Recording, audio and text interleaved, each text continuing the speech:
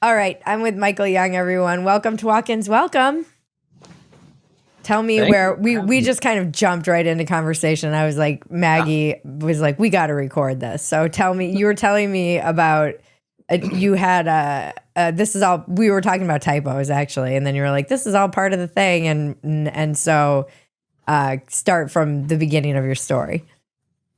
So, several years ago, when I was still working in formal politics, I had a thread go viral, and it wound up being read, I think, on the Ben Shapiro show or something like this, and so it just got supercharged. My account at this time had like 500 followers or something like this, and you had popped up, I think, had commented on the thread somewhere along the line, and this was just when you had started coming over and looking at the right and being like, what are these people doing? What is this eclectic mix of like Jordan Peterson and Eric Weinstein, and somehow what what are these people doing? Okay. And when that was going on, an art, what would you call it? An outlet approached me to write a column on my thread, and you and I had a bit of a back and forth until my thread went viral enough that the people whom I worked for said, we can't have a staffer getting all this sorts of attention, so you're going to have to do something about it. And I then had to shut it down, and I disappeared for about 3 years, and then so this is where it connects to the typos thing. Is I started my account after I left my job in 2020, just as COVID was ramping up. Okay. And I at the time had about a year's worth of savings and other things that I could tap into. So I thought, while COVID is going on, money's going to be tight. I'm now free to write whatever I want, wherever I want on social media. I'm gonna start a Twitter account. So I started a Twitter account thinking, I'll get 500 followers or 1,000 followers, hang out in James Lindsay's mentions talking about postmodernism. And after 2 weeks I had 10,000 followers, and I was like, oh, okay. After 2 months I had 30,000, and I'm now sitting at 150,000. So Wow. not what I had expected, to say That's the great least. though. What were you doing? Where are you located? So I'm a You Canadian. don't have to give me your exact location, but generally. You just 48 degrees latitude. No, I live in the province of Saskatchewan. Okay. I live specifically in Regina, Saskatchewan. If anyone wants to know, my information's out there. And I worked in politics, and so my information is available. Anyone who Googles my name in Saskatchewan can find me, so I'm not too worried about that. I have nothing to hide. Okay. So I live in Saskatchewan. I did politics up here for a long time. I spent my 20s in two places doing theological education, where I got my degree in biblical studies, and then studying secular philosophy at one of our universities here. So that's what I was doing. And while I did that, I worked blue collar jobs. Okay. So so I had this kind of odd mix of experiences because I go to a Pentecostal church. Some people call us in the city here the brownie church because we're sweet, but we're full of nuts. Like very, very charismatic evangelical, like the weirdest people speaking in tongues and prophesying and all the rest of it. That's Oh my church. wow. Okay. And then I went and I studied analytic philosophy, which is a lot of analytic logic. So as you can imagine, that's two very different influences. And going in between those two worlds, I was working blue collar jobs. So I did concreting, cabinet building, and manufacturing. I managed for the cabinet company for a little while. I worked landscaping. And so in between, in this kind of ideal, charismatic Pentecostal world and this sort of logical, analytic world, I'm going out into the real world, and people are like, okay, that's great. Pick up a shovel and let's see what you can actually do with the earth. In Uh-huh. like quite literally, somebody said that to me, right? Yeah. Like, great, you can think. Let's see how well you can dig a ditch, because that's what Yeah. actually matters here. And because of that, I had this kind of eclectic mix of influences, and I think that served me well. Yeah. You are one of my favorite follows on X and Thank you. formerly Twitter. And often somebody that I turn to when I'm trying to process or figure something out for myself. Like I'm pretty good at, I feel like I'm a little bit of what I'm realizing is that I'm a bit of a normie supremacist. You know, I can understand high concepts, but I speak normal language for people. And this was always something that I joked with actually James Lindsay about, how they were in Colorado very early on. It was Helen, James, and Peter, and they were doing a talk somewhere in Aspen.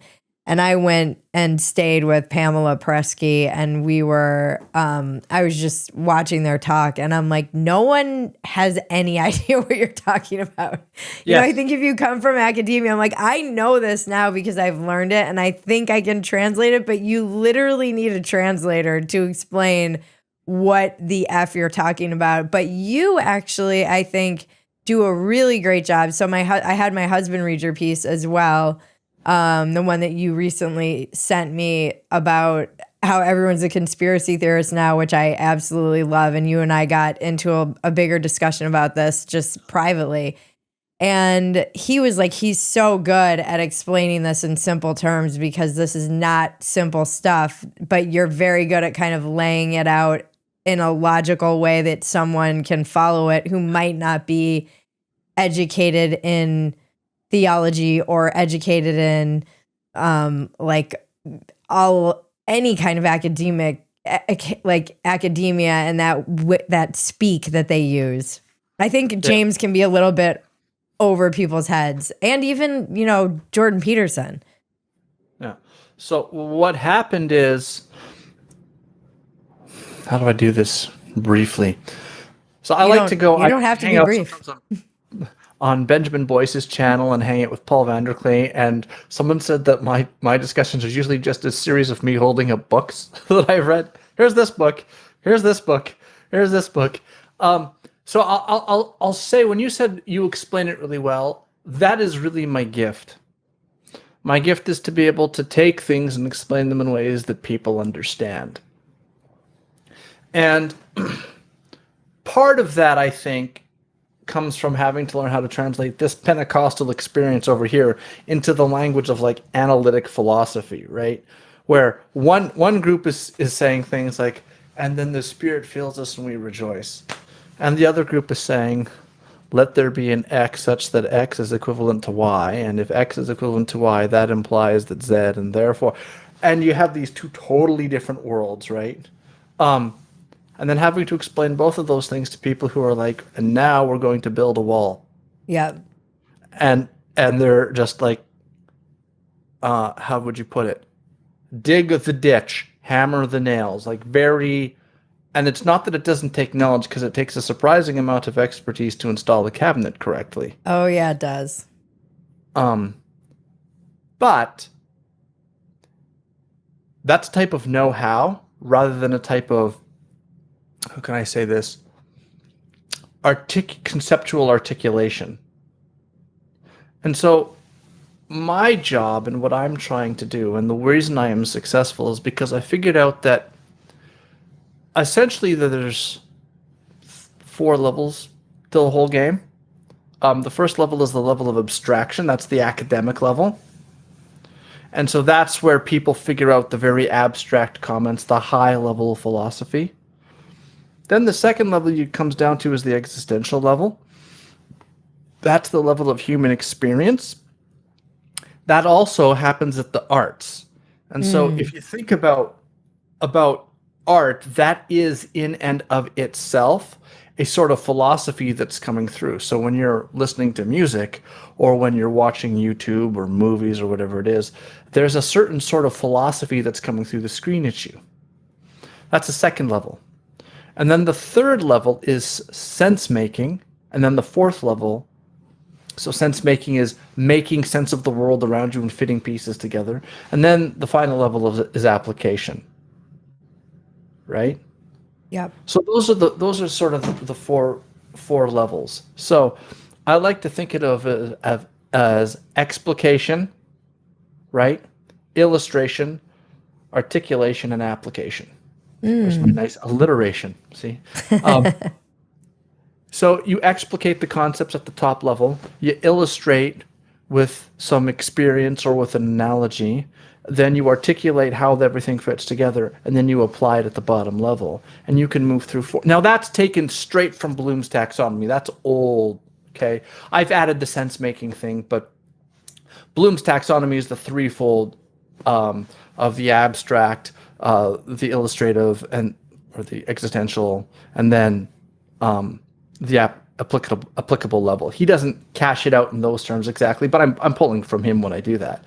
Okay. But the point is, most people get caught or get stuck at one of those levels. And progress is very difficult to make if someone's stuck at one level. So if someone gets, I mean, we talk about this with academics, he's stuck in his own head. That guy's stuck at the abstract level, right? The people who are just based on immediate experience, like you see a lot of artists get stuck at level 2, right? They can't quite abstractly articulate what they're trying to say, but they also can't apply it to anything. Right. You see this a lot. You see that with a lot of artists, and with blue collar people. People will say, "Look, there's greater concerns going on," and the person's like, "How does this affect me right now? Give me the practical up and down of it." And people will say, "Well, you're missing the larger picture." That's the person stuck at the application level. And so, broadening so that people can walk from the top right to the bottom is the skill that I've learned. What if you're stuck at the sense making?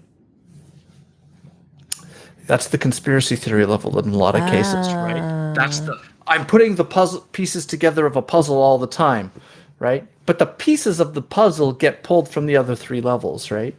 And so if all you do is sit in the world of putting pieces together, where are you getting your pieces coming from? Where are they fabricated from? You can't test the integrity of them. Yeah, that's what my husband and I were talking about in your piece about how everyone's a conspiracy theorist. You know, you make such very great points in this piece. I'm going to blast it after we get off, and I will link it in the description for this video. It's really your line about how everyone is fighting to brainwash the masses is so good. It's just exactly what's happening right now. And I don't know. Somebody's told me I have to read this book, The Fourth Turning. Have you heard of this whole concept? I've heard of it. Yeah, I'm vaguely aware, but it's outside of my wheelhouse of expertise, to be honest. Yeah, my husband's like, you love books like this, but I just like patterns, and I like those kind of bigger global patterns. Whether you can, my husband's much more of a skeptic than me, I think, and just in a general sense, and. Like he was saying about these conspiracy theorists and the people who are like, I know the thing. Not only is it self-flattering, as you point out, it's largely unprovable. You know, you can't prove that it's not true. So they can just keep going with it. And what always cracks me up, and you point to this in this piece as well, is all of these people think everyone else is these normies, and you do say this, it's kind of the irony of our time, is everyone's pointing at everyone else going, oh, look at this dumb normie who's been propagandized by these forces that are beyond them and seems completely unaware of the fact that could be happening to them as well. Like everyone's capable of being subject to propaganda except for me. That's right. That's right. You definitely got propagandized by your university. I have been left untouched by social media, of course. Yeah, exactly. This isn't new, but hold on. See, now I'm going to do the book thing. I'm going to grab books. Do it. It sounds like you have a library behind this camera. I have no idea. I may have. Like I imagine like one of those old bookstores. Not well. So far from the truth, actually. This book. Civilization from John Rastin Salt. This was a hit in Canada years ago. Okay. Sponsored by the CBC, which is Canada's public broadcasting entity. Mm-hmm. He was saying this book is, I think, from '94. I want to say, and even then, copyright 1995. Yeah, this was. Yeah, everyone is actually unconscious. Right?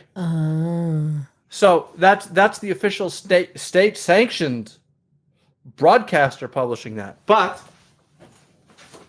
We also have books like This is Beautiful Trouble, right? Okay. This is the Activist Manual. And if we flip through here, we'll find... Have you heard of this book, Chaos? Charles Manson, the CIA, and the Secret History of the 60s? Oh, no, but there's a lot of paranoia that comes out of the 60s.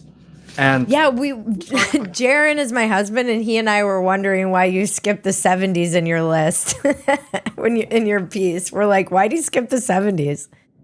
Okay, yeah. That was cultural hegemony. That's Antonio Gramsci, right? That's the culture is determining the culture is the repository of consciousness. If you want to shift people's consciousness, you have to shift everything, right? Yeah. That's part of why I pull. I mean, if you wanted to go with the 70s, because a lot of what we say happened in the 60s actually happened in the 70s. Mm-hmm. But if you wanted to go 70s, it was sex, drugs, and rock and roll, and people actually believed that was like a repository of deep political critique. Sex, drugs, and rock and roll was really gonna free us from the system. Mm-hmm. So this idea that the society is unconscious, that everybody is sort of brainwashed by the system, is an old idea, and the skeleton key to understanding that is this book here. The Rebel Cell. By Joe Potter and Andrew Heath. It's actually called Nation of Rebels in the United States. But in that book, you also might want to pick up The Conquest of Cool by Thomas Frank. See, now we're doing a list of books. I'll stop now. Wait, do you have a list of books? It's a long list. We have to go. We'll talk about that, and we'll go through it, and I'll give you a list afterwards. So I want to back up to something. Before I popped out into the social media sphere, I was friends with James Lindsay. Because while he was doing, just after he did the grievance studies thing, he had about 8,000 followers. And I walked in on, I believe it was October 17th, 2017. And I remember this, I'll remember that clear as day. Because I knew about the Sokal hoax. So for your readers who don't know, your listeners who don't know, Alan Sokal was a physicist who generated some random postmodern nonsense. Like, he just wrote a paper that was filled with sentences like, and so if we explicate the cis heteropatriarchal norms which govern the power knowledge constructs, we understand that there is a post-structural condition in which blah, blah, blah, blah, blah, blah, blah, blah, blah, right? It's just meant to be endless postmodern jargon about how the social structures are constructing a heteronormative milieu in which the reproduction of power knowledge benefits the yada, yada, okay. He pretended to tie this into physics and to relativity theory and relativism, and the whole paper made no sense. And then he revealed the whole thing to be a hoax afterwards, and this was extremely embarrassing to the journal that published him. And his point was, he says, look, if I adopt the right political posture and include enough jargon, you guys will publish anything. Right. You just wanted the prestige associated with my name as a legitimate physicist. Right. So, when James Lindsay popped out with the grievance studies hoax with Helen Pluckrose and Peter Pogoshin, I was working for the government of Saskatchewan at the time as a ministerial assistant. And I came in with my coffee and my oatmeal as I did every morning, and I popped open the news to look through, and I saw that story, and I burst out laughing, and I was like, Sokal hoax. Then I went through and I was like, oh, they did 7 papers in legit journals. They got a paper in Hypatia, which is a big deal in feminist philosophy. Like, that is like the most legitimate, supposed to be the most legitimate, rigorous journal of feminist philosophy in the Western world, and you hoaxed them. So I was like, okay. So I start reading James Lindsay's feed, and I start talking to him about that book, Beautiful Trouble. And James said, man, if this ever gets into evangelical Christianity, it's going to be a big deal. So I simply went out, I pulled out some emerging church literature, some good old postmodern Christianity, like a generous orthodoxy. Do I have anything else here? Oh, I do. I have lots. Stuff by like Eugene Peterson, Brian McLaren's Adventures in Missing the Point. Do I have?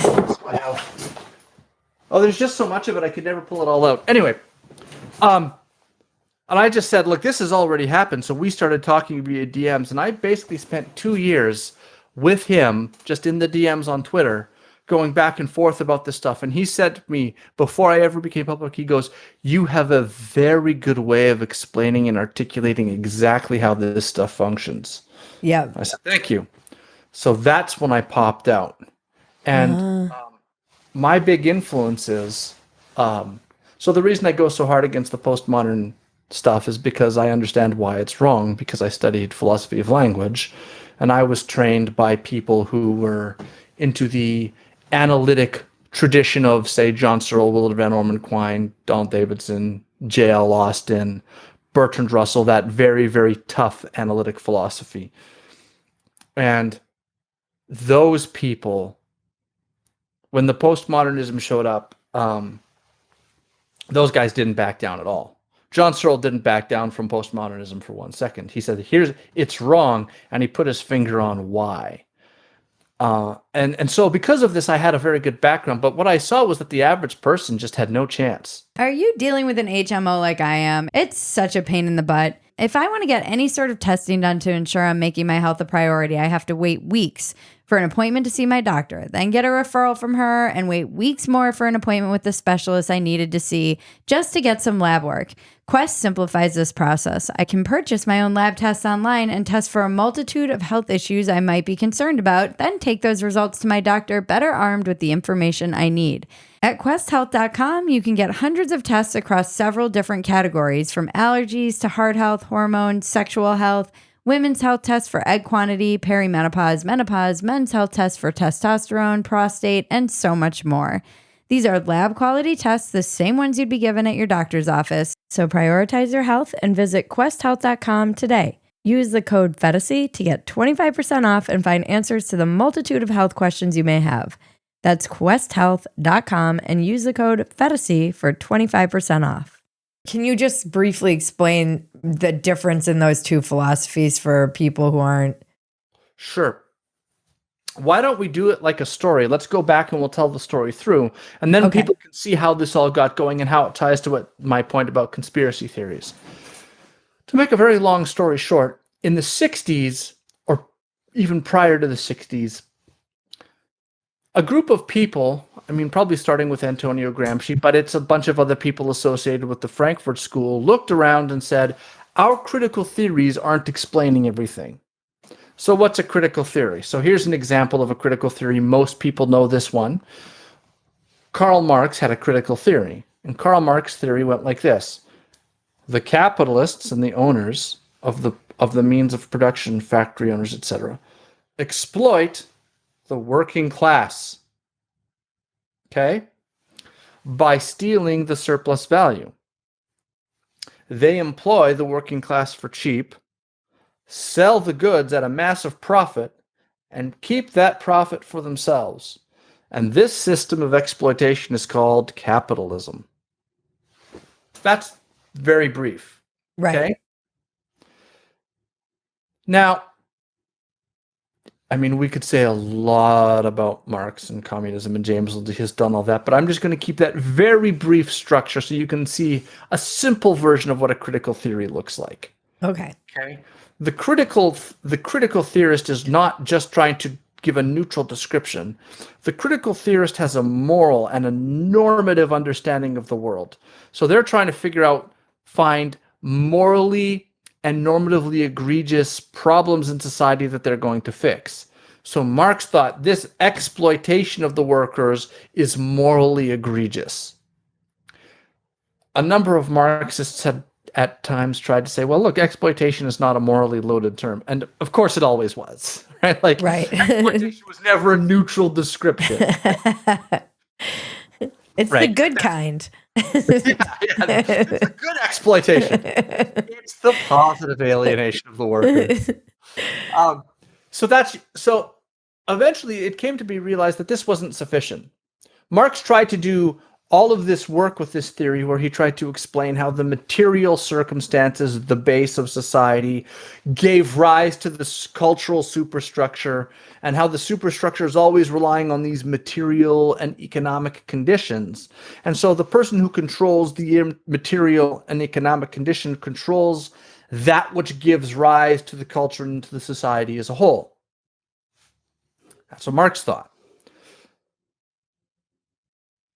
But Marx was writing in like the 1800s, and by the 1930s, none of the revolutions that he predicted had showed up. So people began to think, okay, they didn't think, well, this was obviously wrong. What they thought is, aha, the analysis wasn't deep enough. Real communism hasn't been tried. That's right. Right. We haven't tried. We have to go deeper. So we have to go deeper, and we have to start looking. And this marks a turn towards the political and the cultural. Okay? And so they begin to analyze the culture. And so such things as language, psychology, anthropology, sociology, all become places where the critical theorists begin to do their work. And there's two, I guess, points of reference for this. The first is the Frankfurt School, which is a German school of psychology and social study that was in, I believe it was in Frankfurt, Germany, and then it was moved to Columbia University during World War II. And the second was the work of Antonio Gramsci. And so what the Frankfurt School was attempting to do, and Horkheimer is the first person, who was a member of the Frankfurt School, was the first person to lay out what critical theory was going to be. And the critical theory is a normative theory which seeks to understand the social maladies that are going on in society and how to rectify them. That's what a critical theory does. It's not purely descriptive. It's actually proscriptive and normative. It has a normative valence to it. Okay? And the second is Antonio Gramsci. And Gramsci came up with the theory of cultural hegemony. And if you understand those two things, you're going to understand how everyone becomes a conspiracy theorist. Right. So essentially what happens is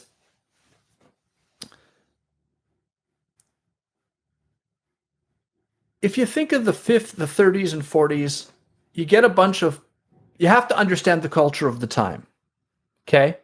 So you have all these Marxists who are taking a look at how the culture is functioning and how the social world is functioning. And they begin to focus really on Marx's concept of ideology. And ideology is sort of like the story that we tell ourselves about how the world works. You could think of it that way. It's the concepts, ideas, and stories that are used to justify the way things are. So, for Marx, the capitalist ideology was that the free market and the system of free exchange gives people voluntary choices, and that creates prosperity. Marx said this is pure ideology. Okay. This is just a way of laundering the interests of the ruling class. The real story is that the capitalists are exploiting the working class, and none of this is voluntary. It's just forced by another name. It's just they've stolen all the private property and now charging us rent to use it, and then stealing the profit for themselves. That's the real story, says Marx. This other thing over here, this is just capitalist ideology. So Marx always, and remember Marx said that the workers had false consciousness because they had accepted the ruling class ideology and they had been brainwashed. Here we go. They have accepted a false series of beliefs. And if they were really conscious of their own interests, their class interests, they would know that the ruling class ideology isn't for them. That it really only benefits the capitalists. It doesn't really benefit them. They would benefit from seizing the means of production, seizing the factories, and sharing the profits for themselves. That's what they would benefit from. Okay. So says Marx. Okay. You take that analysis and you just extend it. And what you end up with is there's a sort of odd mixture through the Frankfurt School of various psychological and sociological insights with Marxist critical theory, particularly the mixing of Marx and Freud. Okay. Okay. And very broadly speaking, for Marx and Freud, they pull the critical theoretical structure, right? Which is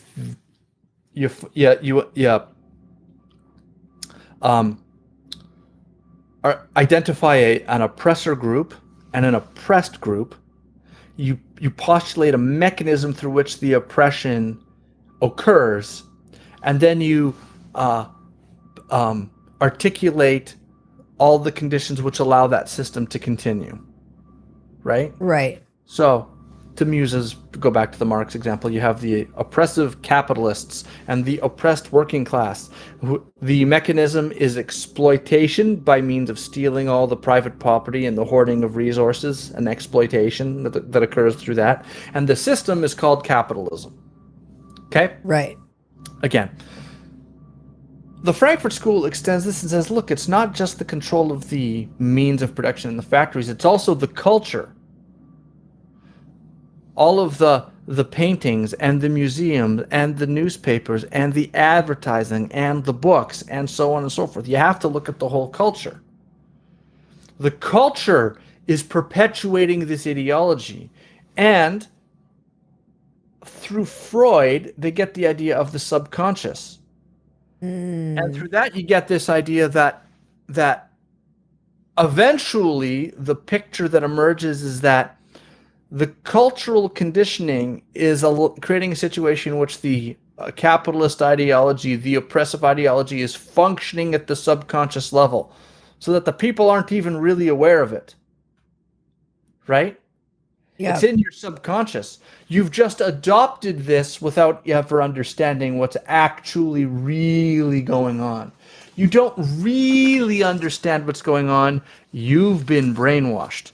So, I believe Heath and Potter put it really nicely. Society has become so thoroughly permeated with propaganda and lies, largely as a consequence of advertising, that the culture as a whole has become an enormous system of ideology, all designed to reproduce faith in the system. Okay? That's the view that emerges eventually.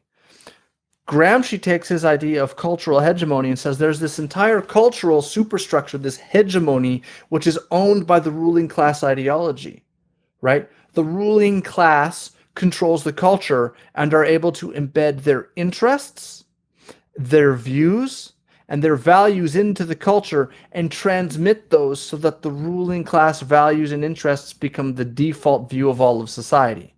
Is this kind of the same idea as like the cathedral? This concept that... Yes. Where do you think they're getting that idea from?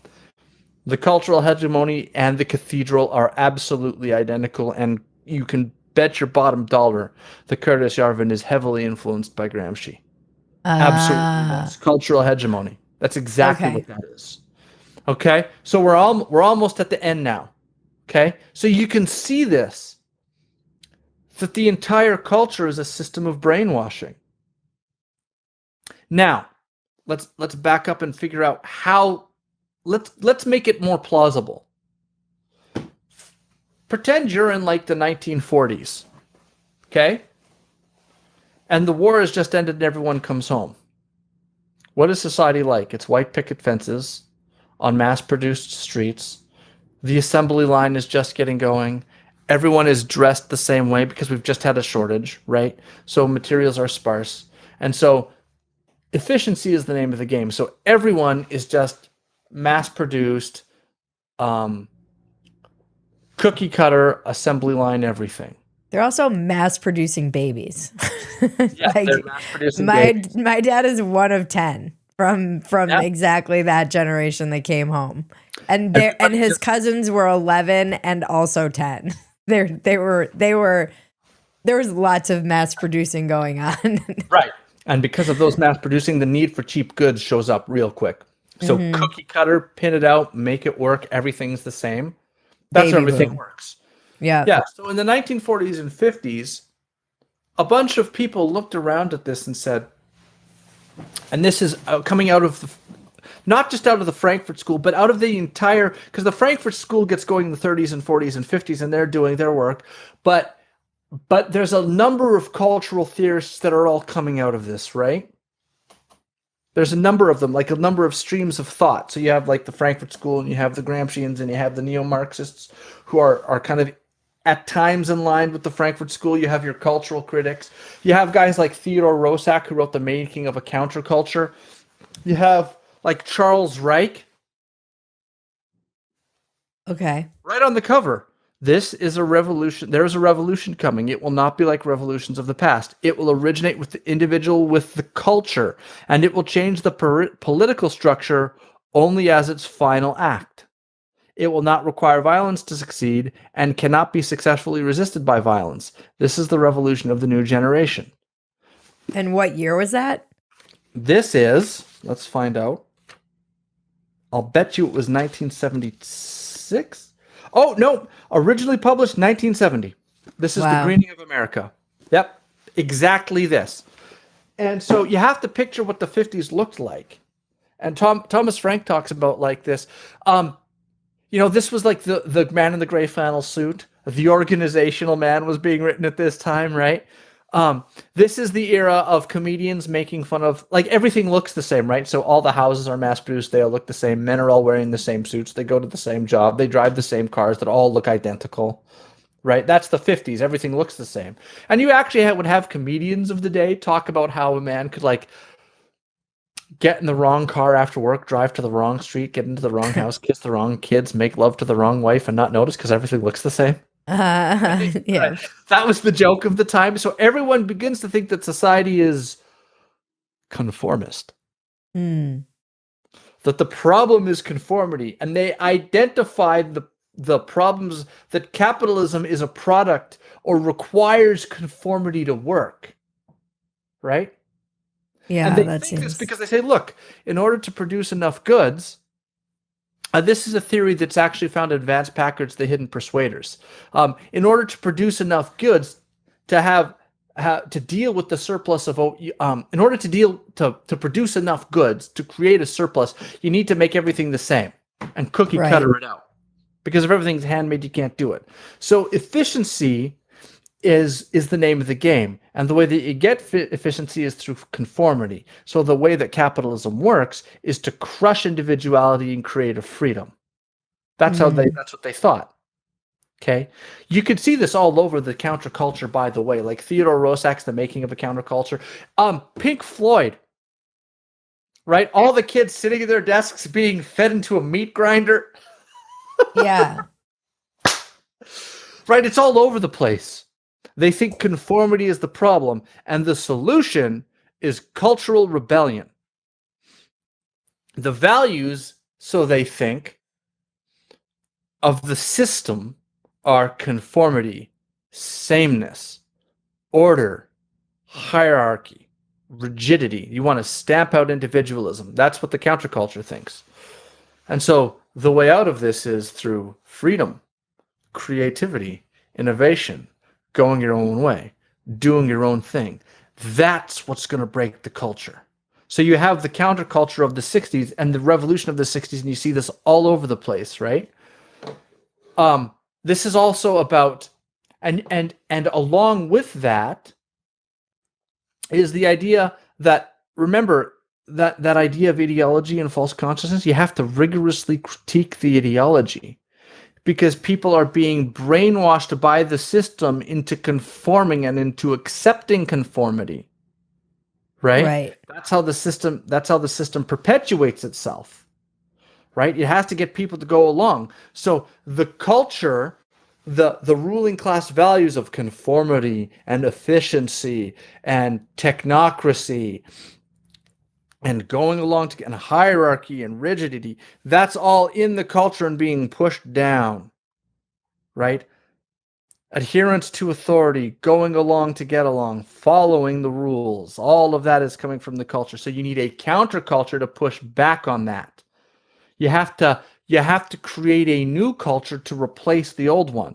And they think if you replace the culture and replace the values, people will, of course, replace the institutions. Those will change. The political situation will change. The distribution of resources will change, and everything else. So the goal is cultural revolution. So, again, Heath and Potter, the goal of the culture jammers is to quite literally jam the culture by subverting the messages used to reproduce this faith and blocking the channels through which it is propagated. That's what you're trying to do. So that's what's going on. According in the 60s and 70s, everyone's thinking this. Now, right. Thomas Frank, one more point before we go on. A lot of this is anti-consumerist. Yeah, the way that they deal with the anti-consumerism, because you might say, well, hey, people like goods. Hey, wealth is better than poverty. Here's their solution. The world we live in is not real. Consumer capitalism has taken every human experience, transformed it into a commodity, and then sold this back to us through advertising and mass media. Thus, every aspect of human life has been drawn into the spectacle, which is itself nothing but a system of symbols and representation governed by its own internal logic. Thus, we live in a world of total ideology in which we are completely alienated from our essential nature. And that's also coming from Freud, right? Freud's theory of we have our instinct and our drive, and society is repressing our drives, repressing our violent goals, right? The id, ego, superego, and the pressure cooker theory of the mind, right? That we have to repress our instincts, right? And that's done through social conditioning. So the counterculture looks and says, look, in the same way that happens, all of this other stuff is also repressive. It's psychological repression coming from the culture, which is tamping down our individuality and destroying our authenticity in order to get us to buy into the conformity that's required for the system to function and create all this surplus of goods, which is why everything is stamped up by assembly lines. Everyone's dressed the same. Everyone looks the same. The kids are sitting in their classes in identical rows and identical clothes, being taught the same curriculum and being brainwashed into the system. It's so funny because the people who were the real, I guess, first generation of this counterculture ideology became some of the most aggressive consumers ever to live. You know, like the boomers are, I guess, they're truly like the first, I guess this is who would be the people who are supposed to be the bearers of this message, and they're aggressive consumers. Yeah. So do you see how powerful that case is, first of all? I mean, do you see why someone would buy into that? Of course. And I think part of me, as someone who comes from the left, really identifies with it deeply. You know, there was something in my 20s when I was smoking tons of weed, and maybe even into my 30s. And I think weed is a big part of it. I was definitely like, come on, man, we're all just like cogs in a system. Like, it's very seductive. And also removes any kind of agency because we're all just cogs in this system, like helpless. You know, it does kind of, it's a very sneaky victim mindset because on the one hand, it's telling you you're cooler than all these other rubes who have been brainwashed. And also you're some victim of this system who's somewhat powerless and you need to like overthrow this system, but you really can't because it's everywhere and you can't get outside of it. So it was a very coming out of that and coming into it. A lot of this, I think back to if you're a liberal, if you're not a liberal when you're in your 20s, you don't have a heart. And if you're not somewhat conservative when you're in your 30s, you don't have a brain, or whatever that old how do you say that word?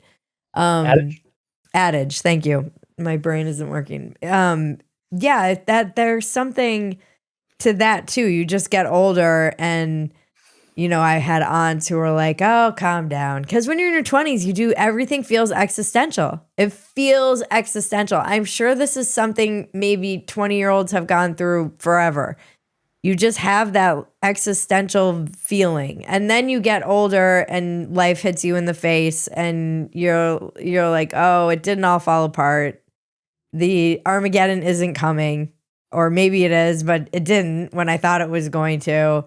I remember thinking Bush, was having like such a depression because Bush was going to get elected and global warming and it was the end of the world. And 25 years later, I'm like, okay.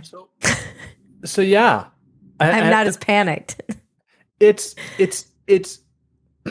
I want people to understand how someone could sit around in the 50s and look around and say, everyone's just been reduced to nothing more than a cog in the machine. Right. Like, it's a powerful case. If you make it right, it looks convincing. And we're coming out of a post-World War, so the military kind of everything, that idea, that was pervasive. Everybody, there was just so many people at war all over the world and so many people in the military and coming out of the military who were very used to lining up, being told what to do, where to go. You have a whole generation of dads who are coming out of essentially being in the military all over the world. So it makes sense to me that you could look around and say that, but it also you have a whole generation that is literally been in war. and also that critique gets iterated for decades. And you can see it in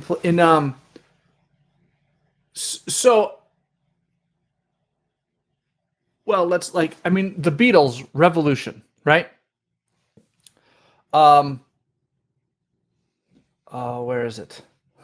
You say you want a revolution. You all know we all want to change the world, right?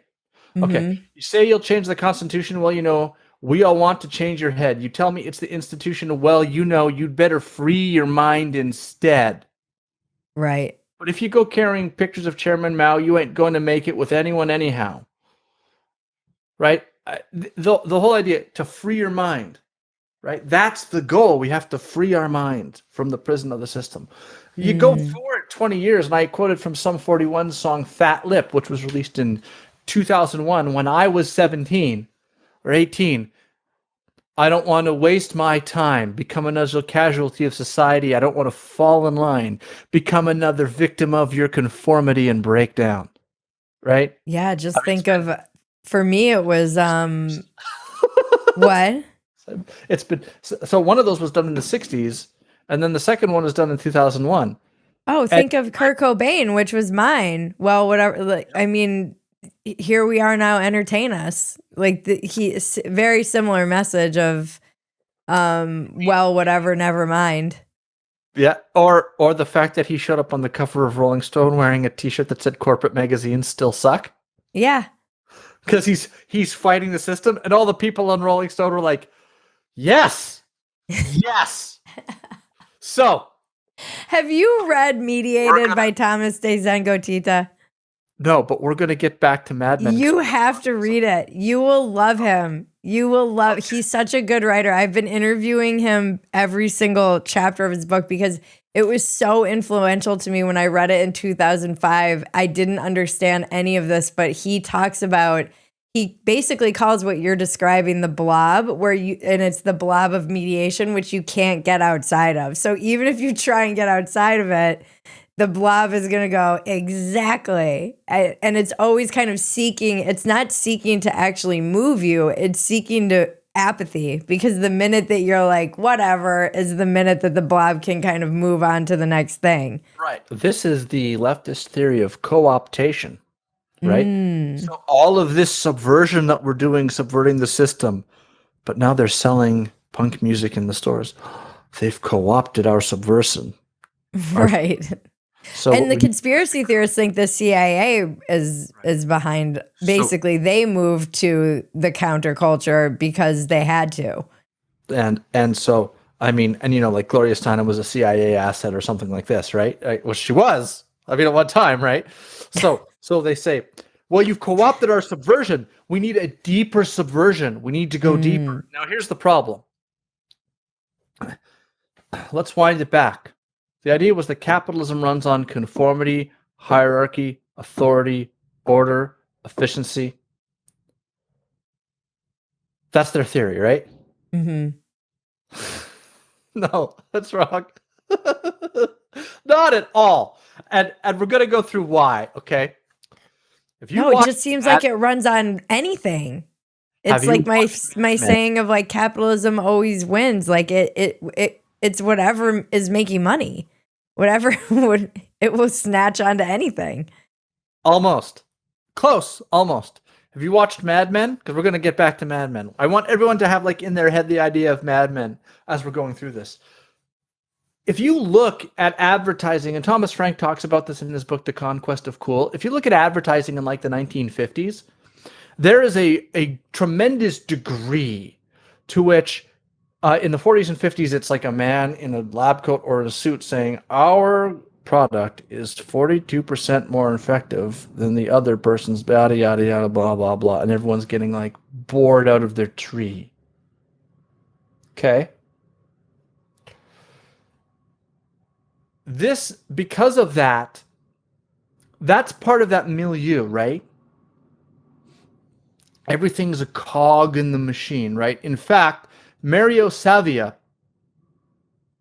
gave a speech at Berkeley during the free speech movement, when the free speech movement started becoming about more than free speech and started becoming like an all-purpose protest. And he said this: there's a time when the operation of the machine becomes so odious, makes you so sick at heart that you can't take part. You can't even passively take part. And you've got to put your bodies upon the gears and upon the wheels, upon the levers, upon all the apparatus. And you've got to make it stop. And you've got to indicate to people who run it, to the people who own it, that unless you're free, the machine will be prevented from working at all. Right? That's culture jamming. Right? We're jamming the culture. Okay?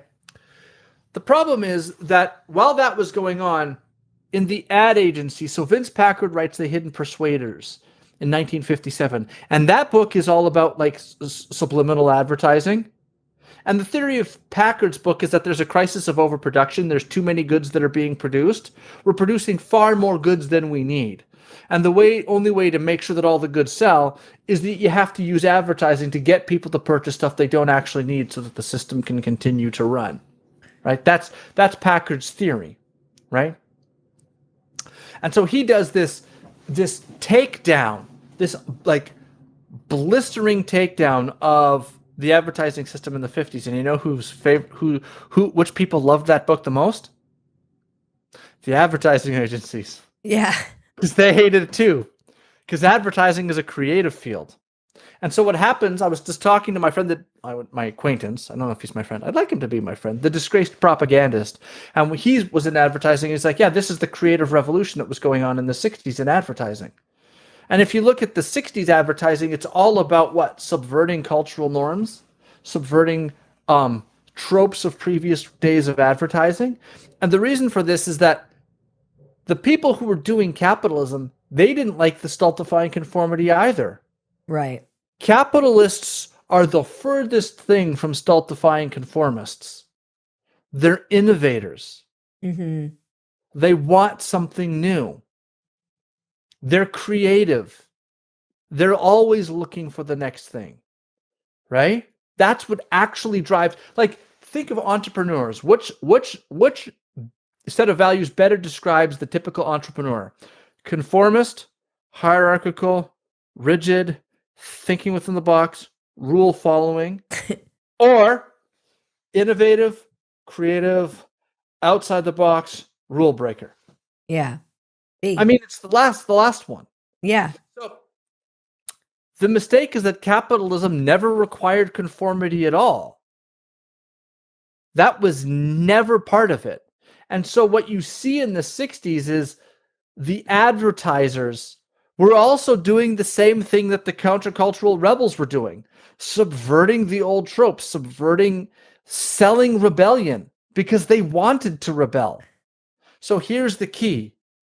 The values of capitalism and the values of counterculture are not opposed in any way. Right. The countercultural rebels thought they were opposing capitalism. They weren't. The stultifying conformity of the 1950s and 60s had handcuffed capitalism a little bit. Right. Because it didn't allow for innovation. And they thought they could just efficiency and manage their way into greater prosperity. Once the 60s hit, it was like, go do your own thing. You can go your own way. Right. Once that happened, whoa, capitalism takes off. Yep. Right? The countercultural rebels always thought they were rebelling against the conformist system. There was nothing for them to rebel against. There is no stultifying conformist system.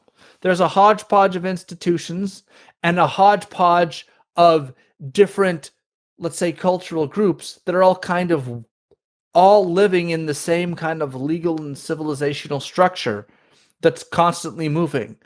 America was never stultifyingly conformist or ordered. I mean, take a look at your founding fathers. They were wild. And even like the Wild West, all of the westward expansion, one of the most obviously horrifying but fascinating times in our entire country's history is just that westward expansion and how ballsy and insane those people had to be to go start these homesteads. And it's all of it is so crazy. The ethos of this country is one of such rebellious fortitude. I don't know how you could possibly get it out of America if you tried. It's in our blood, it's in our soil. Right. So blood and soil, fascism. That's when the conspiracy theorists are going to be like, I see where she's headed. Yeah, half the conspiracy would say like, we warned you about her, and half your conspiracy theorists are going to be like, she's noticing. Give her a second chance. Noticing is critical theory for the right. Yes, okay. It's so good. So yeah, you have all of this going on, right? And so through the 60s, I mean, if you even look at like, I have to get another book. This was a major contribution to the literature, No Logo. Oh, yeah. Yeah. Naomi Klein. I mean, the entire first chapter of this is her talking about her apartment in the King's Spadina area of Toronto, and how she has this authentic loft apartment, but she's afraid that the building is going to sell out and that the yuppies will move in and that she'll be forced to move because all of the authentic charm will be taken away. Mm-hmm. Right? When she was writing that, the city of Toronto, when this book was being written, was just going through a very enlightened strategy to combat urban sprawl. Okay? And what it was allowing was the creation of factory lofts and apartment buildings, apartment complexes, by changing the zoning laws. Prior to that, the only way to get a genuine, she talks about like the throbbing rock video aesthetic of her area, because it's like, yeah, that's where rock bands play their music videos, because that's the aesthetic everyone wants.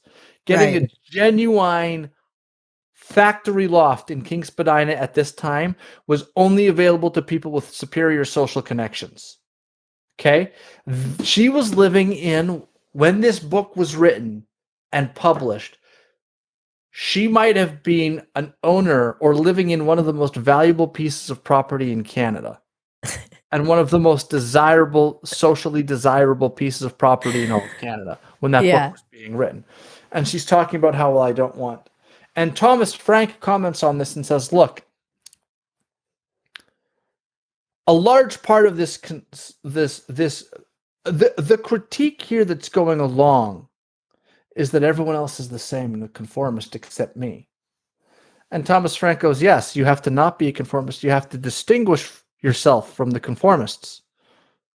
What a tremendous source of distinction that is for you. How different you are from all of them. Unlike the brainwashed masses, I am different.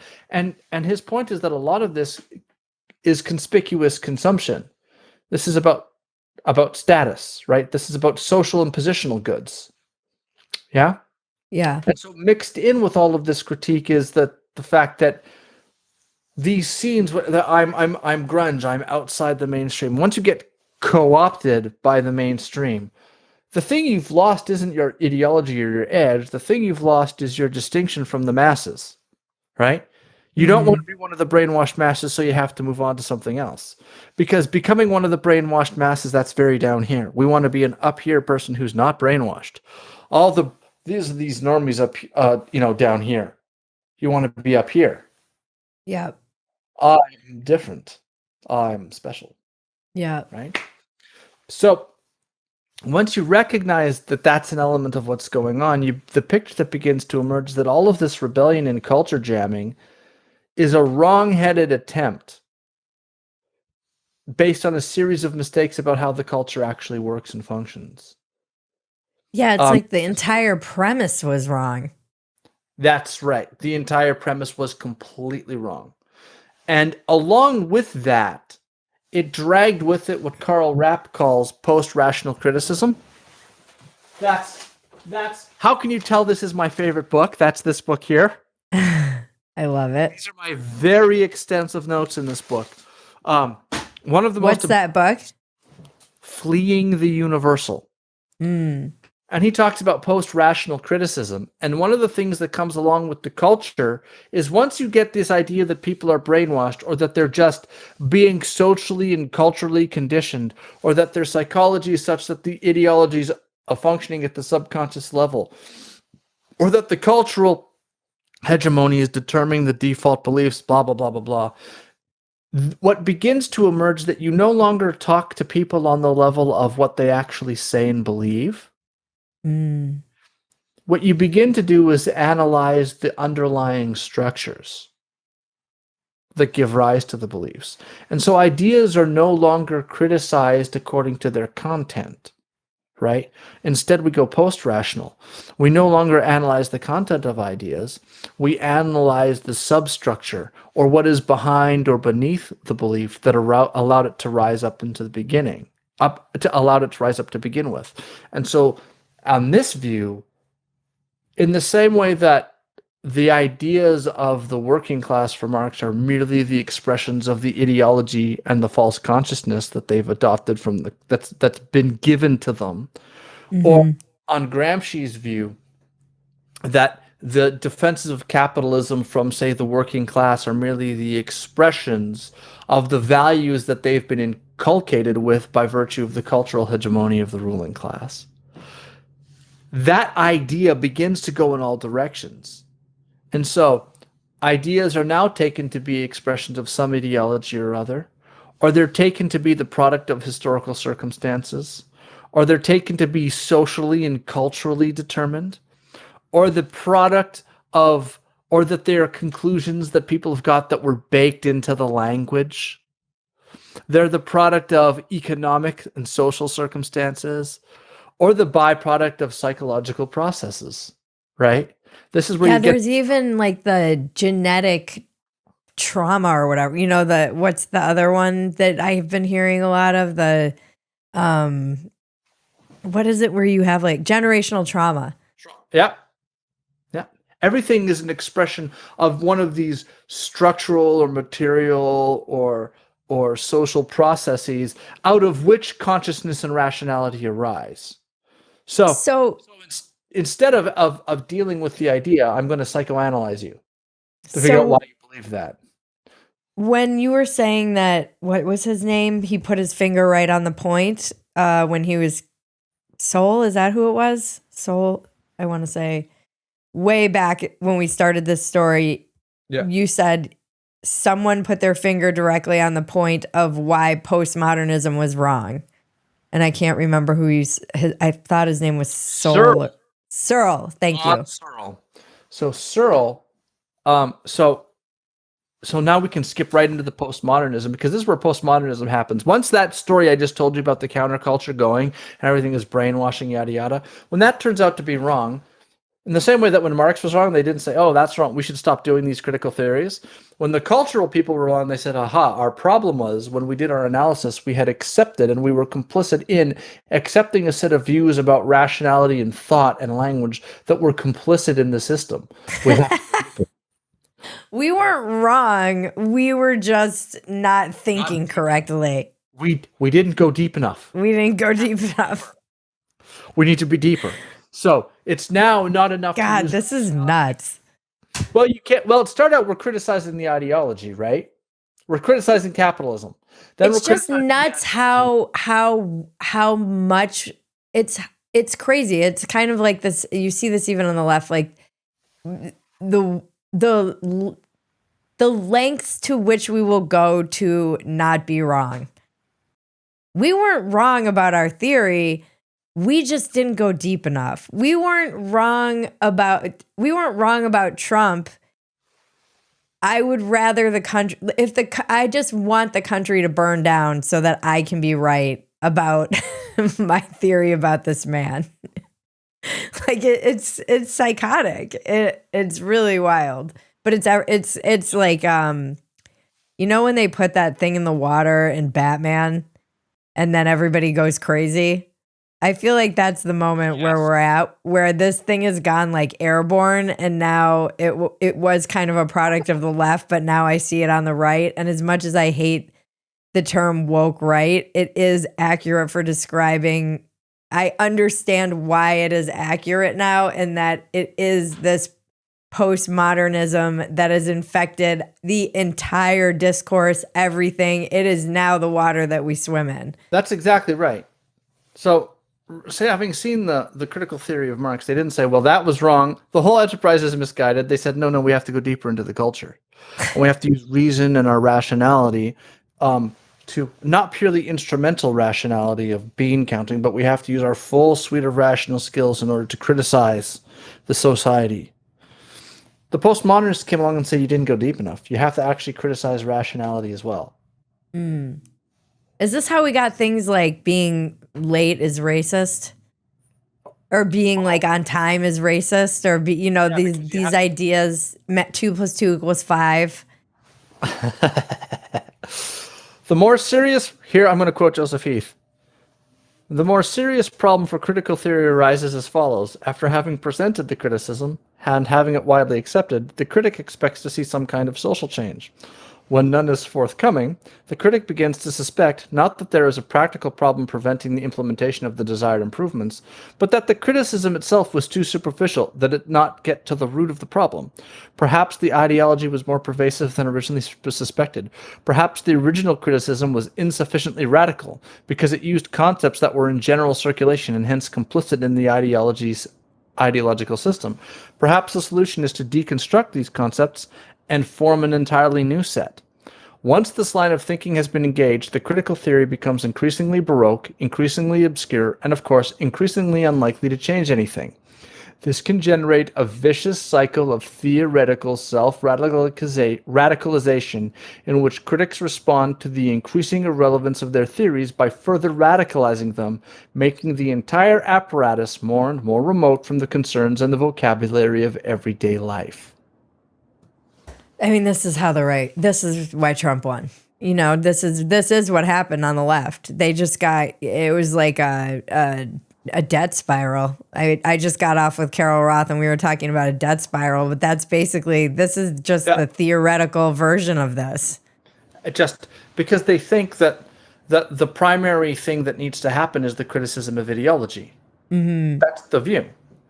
And the left thought everything was about the criticism of ideology, right? That's the primary focus, because look, the reason things aren't getting better isn't because we don't know the answers. It's that these people are brainwashed. So the primary goal of the critic is to criticize and lay bare the problems with the ideology. And so now they're criticizing all of the ideologies, and the difficulty that they run into is that all of their criticisms, every time they go wrong, they don't say, "Ah, yes, I was wrong." They say, "Ah, I have to go deeper." Right. They think that the cure didn't work, not because it's the wrong cure, it's because the dose wasn't high enough. Right. So what was Searle's point that he put his finger on? Okay. So to understand that, we have to understand what the postmodernists are going to do. The postmodernists are going to say, look, the whole problem is that your edifice of rationality is also, how can I say it, contaminated by the culture in which it was created in, right? What appears to you to be neutral truth is really, following Foucault, the expression of a certain form of power. Right. All of the concepts related to rationality were created by people who had their own interests, their own bias, their own goals, and their own agenda. And those goals, interests, biases, and agenda have warped the concept. And the concepts are, at best, attempts to be neutral, which are warped, and at worst, just expressions of the underlying ideology of the people who created them. Right. So, postmodernism says that goes and says everything is socially constructed, including truth. Right? There is no truth. Truth is socially constructed. Right? There is, and people think, like, do they believe that the world is no. The idea is that the world can be viewed in an infinite number of ways, and it has to be interpreted by somebody. And everyone's point of view is just a view from a point. The only thing you have access to is your own point of view. And your point of view and indeed your ability to perceive the world is mediated through a lens, through a worldview, through a package of linguistic, social, and intellectual concepts which refract the world to you, right? That's what's happening. And so this lens that's sitting over top of your eyes, or sitting between you and the world, this interpretive lens, that is going to, in large part, determine what you have access to and how you see the world, right? Right. All of the sense experience that's coming at you is mediated by that comes through your senses, needs to be organized. And that organization is coming through this package of concepts, of behaviors, of values that pre-exists you, that you got from your culture when you were a little kid. You were socialized into certain forms of behavior as 1, 2, and 3-year-olds. You were socialized into your gender. Yeah. Oh, you can see where that idea comes from, right? So all of that is coming all right from the beginning. Before that, there wasn't anything. You didn't come into the world with a set of values. You were inculcated into it. Now, so postmodernism says everything is like that. Now, as Karl Rapp points out, the postmodernist really looks like he's saying all views are biased, local, contingent, arbitrary, and self-interested, including our own. Yeah. Right. And they think that by saying including our own, that they exempt themselves from the effects of that fact. Right. Right. Like as if somehow, if I admit that I'm wrong.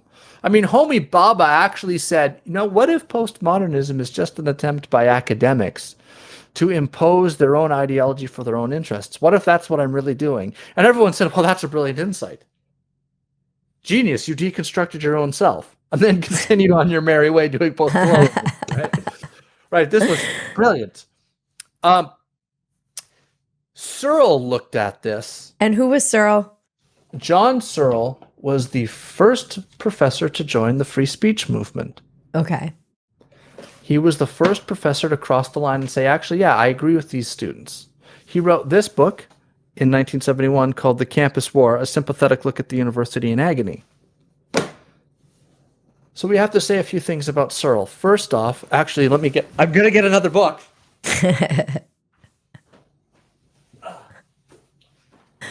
Searle wrote many books. His most robust, as far as I can tell, direct attack on postmodernism in book form comes from this book. Okay, Mind, Language, and Society. And there's a second book called Making the Social World, in which he deals with postmodernism and relativism quite robustly. Remember the guy, the Bodies Upon the Gear guy that I read to you? Yes. Mario? Mario was a student of Searle. Searle knew him and said he could have had an excellent academic career. So says Searle. Searle said Mario was really brilliant, but he got pulled into this sort of countercultural world. And the counterculture world could become an academic career. Okay? All of these postmoderns. So Searle, we have to back up for a second. Searle was a student of, another book. It's always a series of books. I love it. Which we have to keep pulling out. And the reason we need to keep pulling out the series of books is because all of this is very important. And for reasons which will become obvious at some point. So there was a philosopher named J.L. Austin. Okay. Who wrote Sense and Sensibilia, which, by the way, is the best title for a book ever constructed. Sense and Sensibilia. Especially by someone with the last name Austin. J.L. Austin. Yeah. Right? And that's a book about language. And Austin also wrote How to Do Things with Words, which is another book about language. Okay? Searle was a student of Austin. And Searle really made his bones in philosophy with his book in 1968 called Speech Acts. The tradition prior to him had analyzed language, like guys like this guy, Language, Truth, and Logic by A.J. Ayer. And another book, which we need to get, because this is actually important. The Logical Structure of the World by Rudolf Carnap, which is a work of logical positivism. And this is important because, in part, the Frankfurt School was rebelling against logical positivism because they thought it was an overly a pathological degree of what they called instrumental rationality, which was the problem, right? There's too much rationality, they said. It's too much pure reason, too much math, and not enough of humanity, right? And so they said, they painted the Nazi regime as being like this well-ordered, well-oiled machine, but it was so well-ordered and well-oiled that it kind of lost its humanity in a certain way. So there was way too much rationality. And you sometimes hear this critique of the 20th century that said the age of reason didn't do very well. Look at World War II. And following Joseph Heath, who was actually asked about this by somebody, Heath was trained in the Frankfurt School originally, or by somebody who was associated quite closely with the Frankfurt School, and said, if you take a look at how Hitler behaved and the fact that he was a meth addict, it really doesn't look like Hitler was being very rational. like the Nazis were not engaged in this rigorous, thoughtful, rational process, right? And so wasn't he an artist? Okay, so that's wrong, but that all those guys, Austin, Carnap, Ayer, Quine, Russell, were focused on language. And that is where Searle showed up, originally doing the philosophy of language. And that's important because the other people that were hyper-obsessed with language were the postmoderns. And depending on which school of postmodernism you come out of,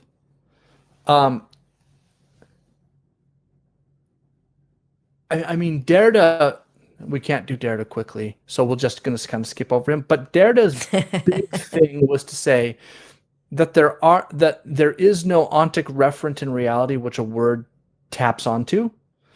That you could construe, like if I say this object, am I referring to the color, the squareness of it, the object as a phone, the object as a paperweight, its social utility, right? There is no abstract concept that freely exists which maps onto this. There's no essence. This doesn't have a form. There's no Platonic form or sort of independently existing blueprint. Think about it like a pile of leaves, right? There's no essence of the pile of leaves. It just happens to be a pile, and a gust of wind could get rid of it, and it would stop. There's no essence which gives the object its unity, right? And therefore, there's no essence which to attach to the word. Words get their meaning purely from the context in which the word is said. Okay? And objects are defined not from some internal essence which makes the object what it is, but rather objects are defined by the ways in which they differ from other objects. That's what Derrida thought. Okay. And Derrida took all of this to mean that he thought, look, everybody was looking for a soul or a spirit or an essence or a set of necessary and sufficient conditions. And he goes, there are none, says Derrida. So this whole thing is misguided. Language does not map onto the world in some kind of one-to-one sort of way. And language is therefore, it's always interpreted. And because it's always interpreted, Derrida starts with language, but he takes that philosophy and says the world is always interpreted. Right? It's an endless flux of interpretation. Mm-hmm. And meaning is ever shifting.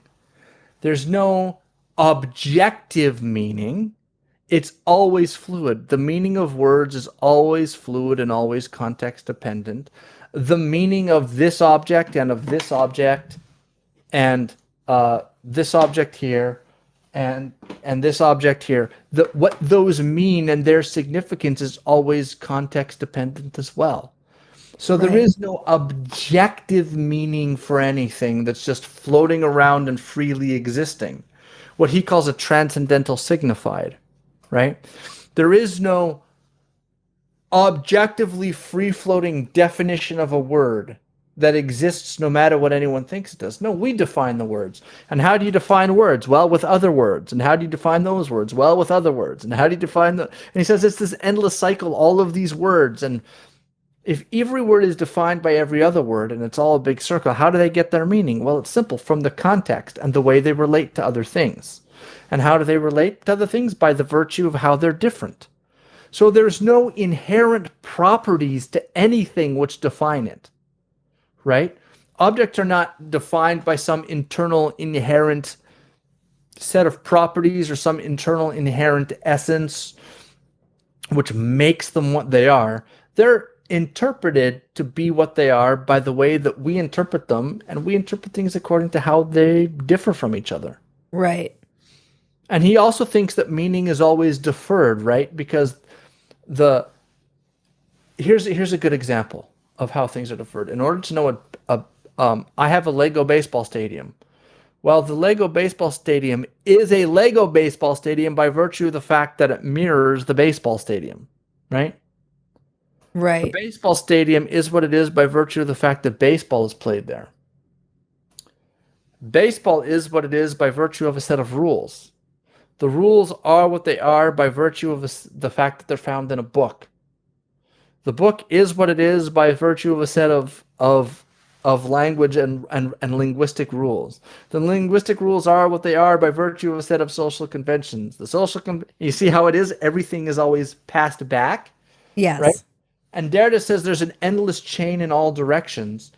And so he goes, that endless chain of deferring of meaning and the way which things differ from each other, he says those two things, the endless chain of meaning and the way that objects are defined by how they're different from each other, right? Mm-hmm. It is what it is partially because it's got circles, and this is different from that by virtue of the fact that it's squares. So that's part of how these two things differ from each other. That's how we tell them apart. Right. And he coins the neologism différence in French to describe this. And he says, look, everything is endlessly deferred in a chain of meaning. There's an endless chain of signifiers and of signification, and everything is defined by its relationship and how it differs and is similar to other things. And therefore, everything is just purely contextual and is always and forever open to interpretation. Okay. There is no objectively correct interpretations. There are no final interpretations. It's just always the processing of interpretation. Right. Searle was also a philosopher of language, and Searle looked at this and said, "That's absolute nonsense." So if you follow Derrida's longest conclusion, there is no objective truth. Right. They're just endlessly competing interpretations that are never final. Right. And part of what Derrida does is he tries to use J.L. Austin's view of performativity, and Derrida does this endlessly dense thing. Like if you ever try to read Derrida, it's impossible, right? You just can't read him. But, well, I mean, I can read him. You could read him. People can read him, but it just takes hours unless you've been like trained. I've got a philosophy degree, and it's hard. And I've tried to read him, and it's very hard. It's like you're sitting there. I mean, if I didn't have a degree in, or I have one class to get my philosophy degree, but if I didn't have a degree in theology and 99% of a degree in philosophy, I'd have to be pulling out the dictionary every 5 seconds to get a hold of this guy, right? Yeah, that's me. And also just trying, it's like putting it together like a math equation. I'm like, I feel like I don't know English when I'm reading him. I'm like, what am I reading? One of my friends described him the same way he described Donald Davidson, is that I read every word of that sentence and understood what every word meant, but I don't know what the sentence means. Yeah, that's exactly how I feel. I'm glad I'm not alone. Searle, in 1977, wrote an article called Reiterating the Differences, in which he just takes out Derrida and just clubs him. And is like, this is wrong. And then he does it again in 1986 in an article called The World Turned Upside Down, where he hammers Derrida for this, because Derrida takes this fact about language, there's no objective, whatever, to be this like deep insight. And Searle's like, no, that just leaves the world exactly as it is. Everything's fine. Nothing's changed. It's all good. Like, we don't need to, like, none of what you say, Derrida, follows from your explication here. Like, that's actually wrong. And what Searle does is Searle begins to go through how all of this stuff, these attacks on language, like the linguistic relativism, everything is just interpretation. There is no correspondence truth. All your interpretations are a product of socially constructed values and are therefore subjective. And Searle begins to go through this and tear this all apart. And the first, like, so he points out a few things. One is like the mind-world distinction, which also comes from Quine, which is that there's a difference between, the word and world distinction. There's a difference between a word and an object. And just because you've redefined the word doesn't mean you've altered the world. Right. Searle also, in his book on perception, points out things like, I'm sitting here, right? I'm looking around at all these objects in my room. Okay? My sensations don't change. My field of vision doesn't depend on what words I know. I'm getting the information anyway. It's all coming into my brain from the world, whether I want it to be or not. Right. Okay? I don't have any glasses on. That's actually incorrect. There are no glasses that I'm wearing which filter out what I see or don't see. In fact, what's actually happening is that if you think about it, saying that I notice things based on their values is parasitic on the notion of objective truth. Because, for example, if I valued this phone for, say, its hardness, right? Saying, well, you only value things based on your hardness, that warps your perception. I'm sorry, it's quite the opposite, because I couldn't value this phone for its hardness if it didn't have hardness. Right. So the values actually track alongside the epistemic point. Right? So at best, you could say that my attentive capacity or my attention is drawn to the things I care about. Right? Right. But that doesn't mean I live in somebody else's world, because somebody could say something like, suppose I like square things, and I always notice the square things. Somebody could come along and say, hey, have you considered round things? And it's not like the round things are invisible to me. Right.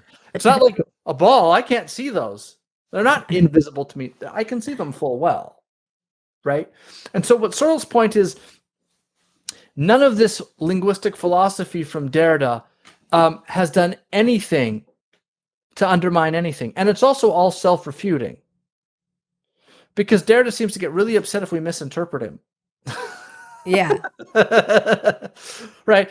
And as Karl Rapp points out, in several places, the entire postmodern enterprise depends upon a whole series of what they claim to be facts about the world. Right? Well, Yeah. if there are no objective facts about the world, why should we accept your series of facts? Right. Right? They have a whole series of judgments undermining the value of various judgments. Yeah. They say, well, all of these books can be deconstructed and therefore have no objective meaning. But all of that, all of the tools that they require to be able to go through that process are all contained in books.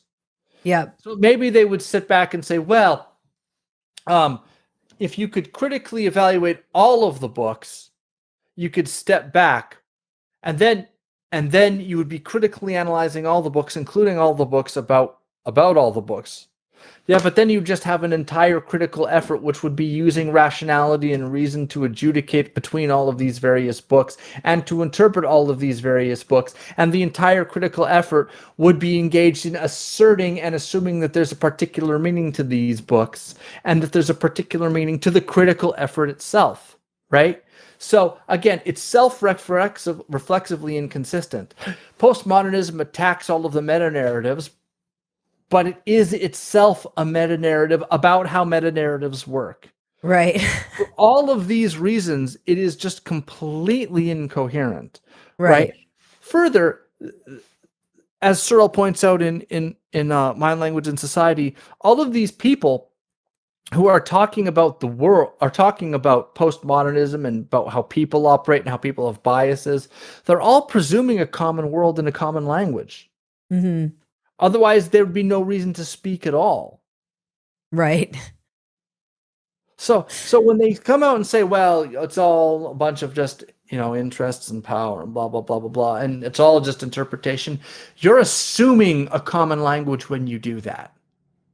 Right? So all of this stuff it sounds really good, but it turns out to be completely self-refuting.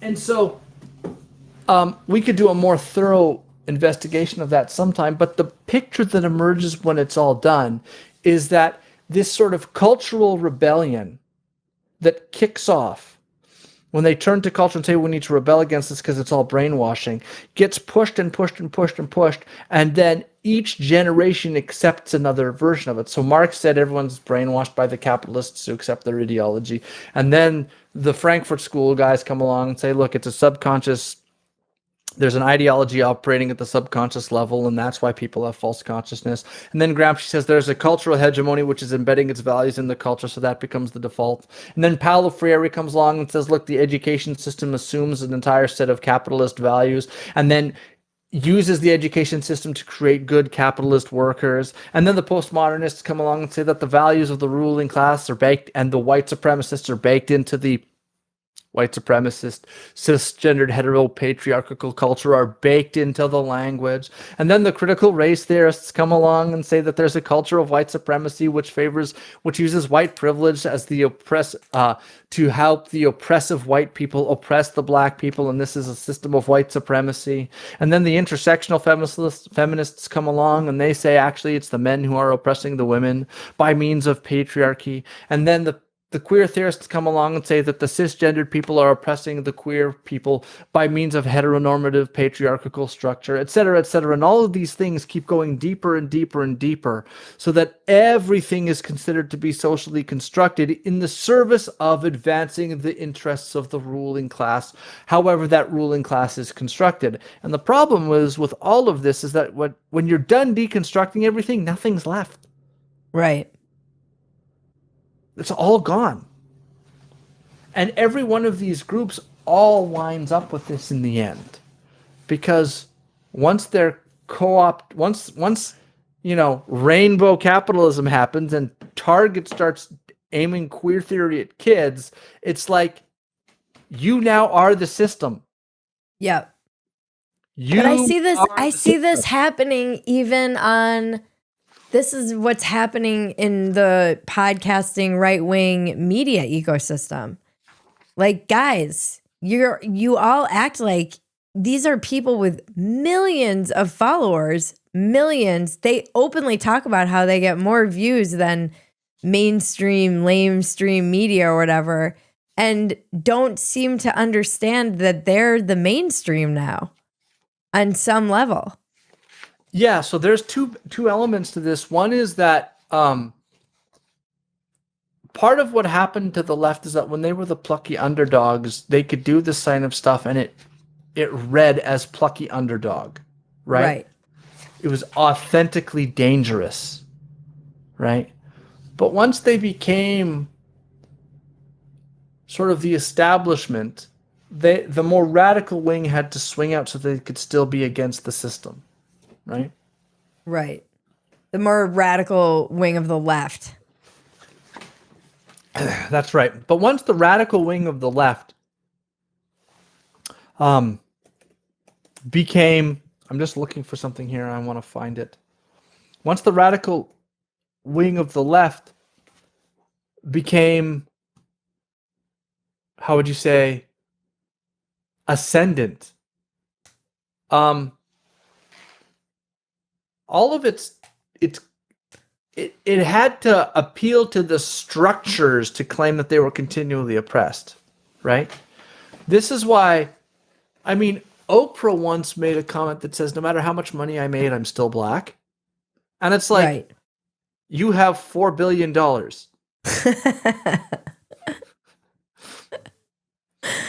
Yeah. I will sell you my whiteness in exchange for $4 billion. Yeah, Stuff like that begins to fall on deaf ears. I mean, I think Chappelle has done such brilliant stand-up critiquing this. You know, he has that amazing bit where he talks about when he walks around he talks a lot about poor whites, and he's like, you know, and now I know how like people felt in the 80s when we were going through our crack epidemic, because when I see all these poor whites out of their minds on fentanyl, I don't give a fuck. Yeah. He's like, I don't care at all. Good luck, poor whites. Like, I think he's done a really good job of using that humorously. You know, I'm just trying to find something here. If I can find it. Oh, what did he say?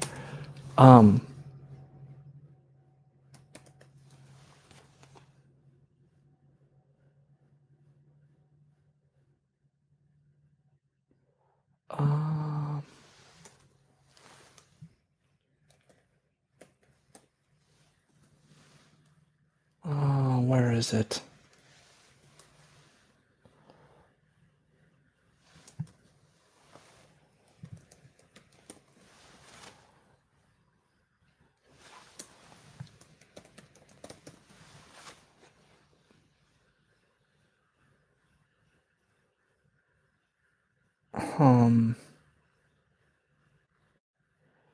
I can't find it now, but Henry Giroux was like one of the big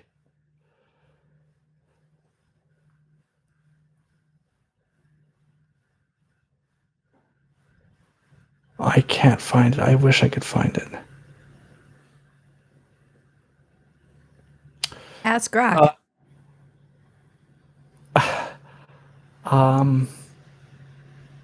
Grok is good at finding stuff. That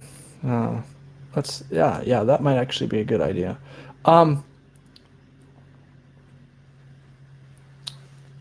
He gave a tweet once where he's talking about like the university's trying to make me conform, but I'll never conform or back down. They'll never do that to me. And I'm sitting here going like, dude, you're Who's 70. this? Henry Giroux. I'm sitting here like, dude, you're 70. You're the most cited academic scholar, living scholar of education. You're the establishment. Mm-hmm. That's you. So what do you think now that the rebelling? Who are you? The right has become ascendant. Well, here's the thing. All of this rebellion coming from these guys strikes us all as cringe. It's very, how do you do, fellow kids? Right? I'm asking Grok right now. The rebellion coming from the right or from?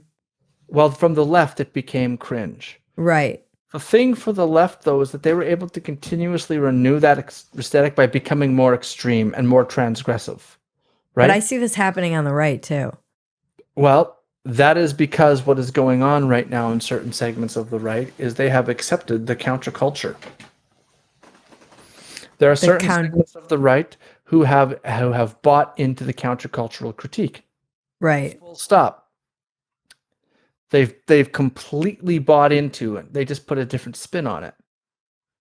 So there was a Christian nationalist guy who, back in 2021, I went after him before anyone knew who he was, before his book was even done, because he was doing critical theory. And I called him on. I said, "This is critical theory. That's what you're using here. You're using critical theory. It's that the leftist hegemony is oppressing the right by means of cultural hegemony. They use the post-war consensus to brainwash everybody into accepting their subservience or whatever it is, right?" Mm-hmm. And so I looked at that and I said, that's what this is. This is critical theory being used towards right-wing ends. And you can find this a lot on, it's more online than anywhere else. Mm-hmm. And there's different forms of Christian nationalism. Like I worked, like Russ Vought has an idea about Christian nationalism, but Russ Vaught's view of Christian nationalism is that Christian nationalism is Christian culture and a government in the national interest, right? That's what Russ Vought thinks about Christian nationalism. But there's a different type. You find the Andrew Eisker, Andrew Torba types. That's a very, very different ball game, right? And so there's these two different competing terms, right? There's this blurred space. But there's also like a secular version of it that's occurring too. Yes, that's the dominant trend. The Christian nationalists, like the Andrew Torba types, really don't have that much kick.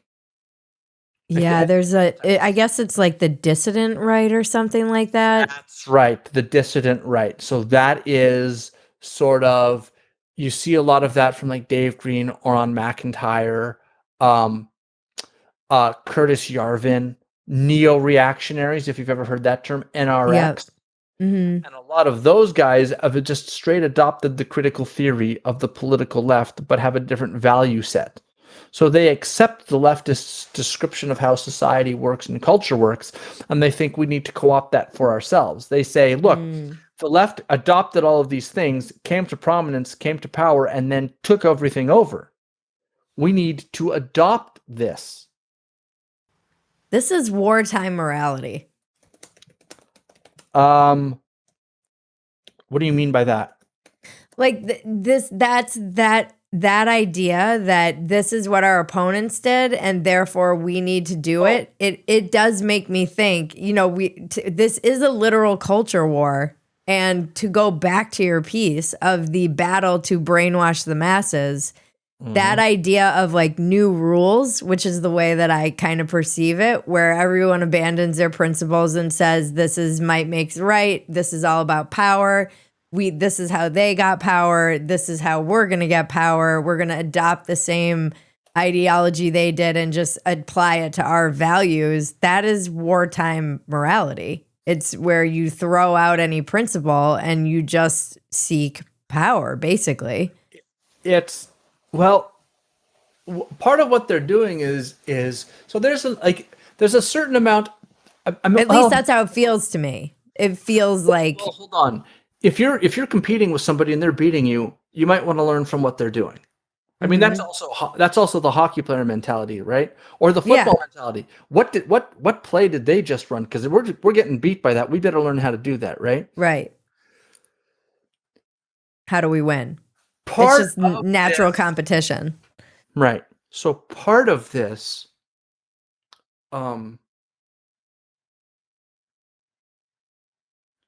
so think of it instead of. But it's not a player's beating you, because a lot of the. So I'm thinking out loud.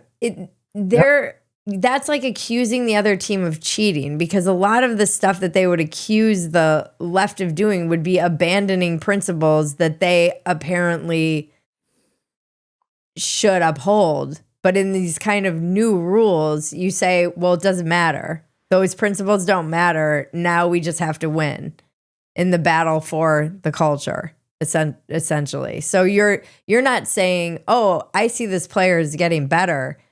You're saying they're doing something that I myself might consider cheating, but now I'm going to cheat too. Or it's like doping. Like, oh, they're doping, so in order to compete, I need to dope too, even if I'm fundamentally against doping. So what has happened is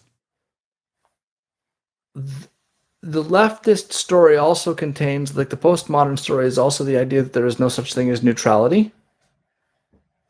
There is no neutral Is this like space. silence is violence?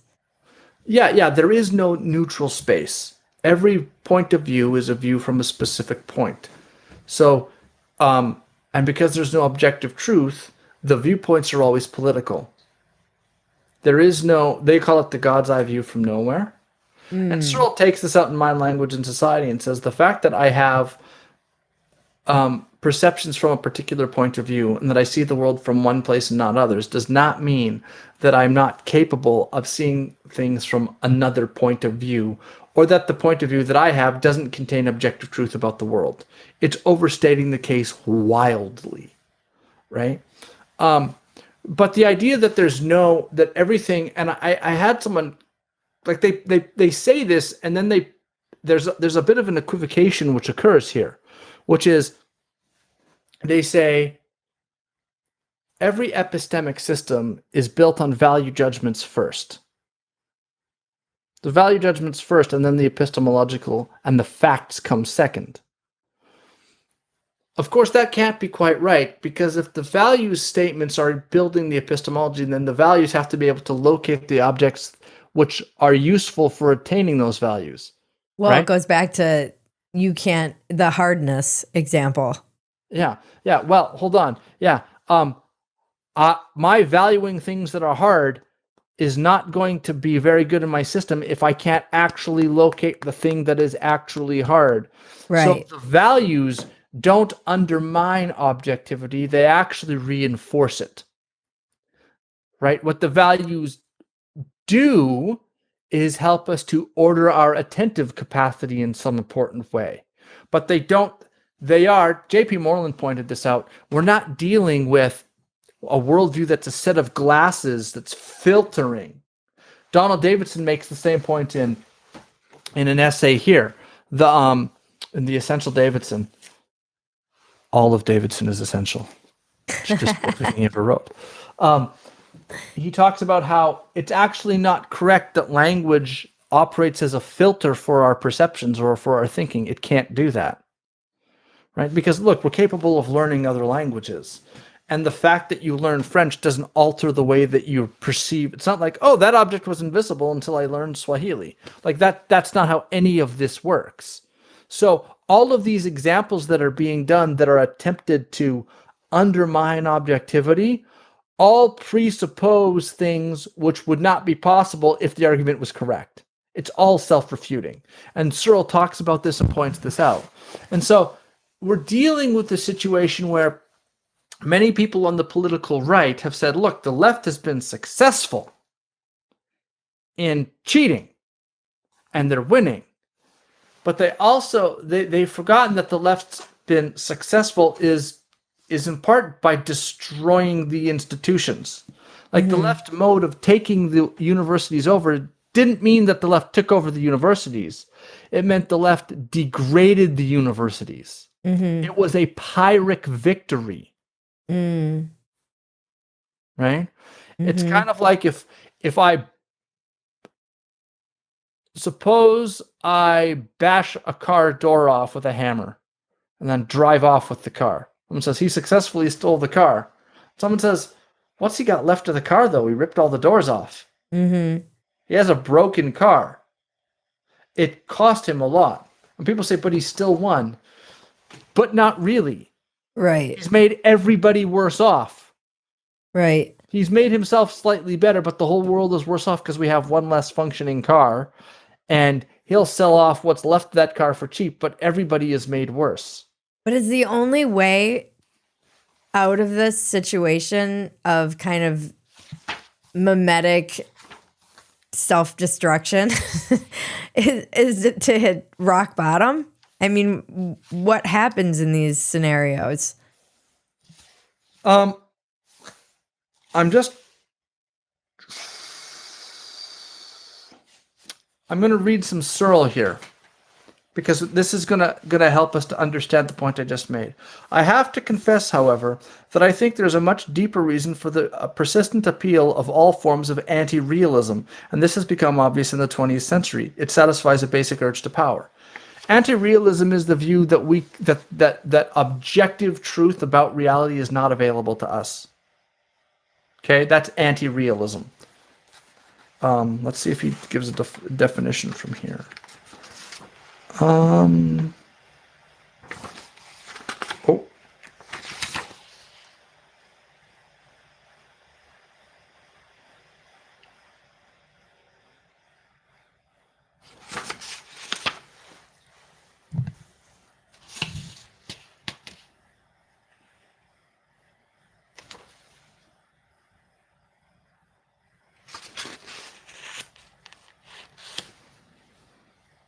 I feel like I can smell your books.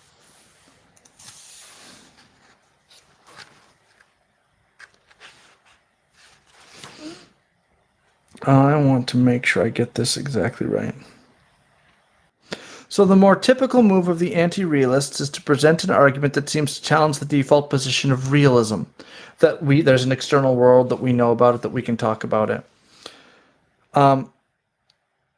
And then claim to that challenge justify some other position they wish to defend. Some versions variously called social constructivism, pragmatism, deconstructionism, relativism, postmodernism, and so forth. I have to so because he doesn't give a different definition of anti-realism, realism is the view that there's an external world, that we have direct contact and direct access to the external world, that there's a correspondence theory of truth, that truth is that if a statement is true if and only if it corresponds to facts about the real world, that language can be used to describe the real world, that we can discuss it with each other, etc., etc. That's the realist position. Okay? Mm-hmm. I regard the basic claim of external realism that there exists a real world that is totally and absolutely independent of our thoughts, representations of that there is a real world that is totally and absolutely independent of all our representations, thoughts, feelings, opinions, language, discourse, text, and so on is obvious, and indeed such an essential condition of rationality and even intelligibility that I'm somewhat embarrassed to have to raise the question and to discuss the various challenges to this view. Okay? Mm-hmm. So he's talking about realism, right? The view that I've just described. And so this is now going to connect to the thing that we were just talking about. And this part you may have to edit out because I want to make sure that I get this exactly right. Searle's very precise and I refuse to embarrass him by getting this wrong. I have to confess, however, that I think there's a much deeper reason for the persistent appeal of all forms of anti-realism. And this has become obvious in the 20th century. It satisfies the basic urge to power. Anti-realism, of course, is the view that our statements about the world do not describe an objective state of affairs, or that we can't objectively describe the world, or that facts are socially constructed, and if you don't like a fact, you can construct another fact, or the idea that all of our perceptions are mediated through subjective processes which don't allow us to get an objective grip on the way the world really is. Those are all forms of anti-realism. So why this anti-realism?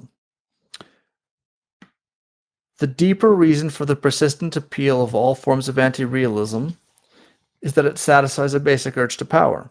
It just seems too disgusting somehow that we should have to be at the mercy of the quote-unquote real world. It seems too awful that our representations should have to be answerable to anything but us. This is why people who hold contemporary versions of anti-realism and reject the correspondence theory of truth typically sneer at the opposing view. Richard Rorty, for example, refers sarcastically to reality as it is in itself.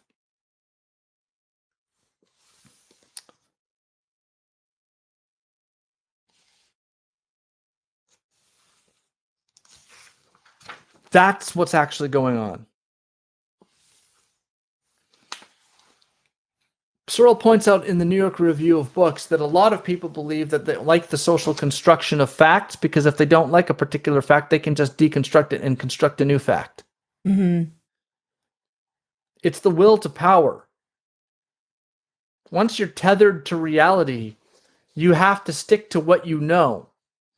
And you have to justify your actions, particularly your political and social actions, by reference to what is true.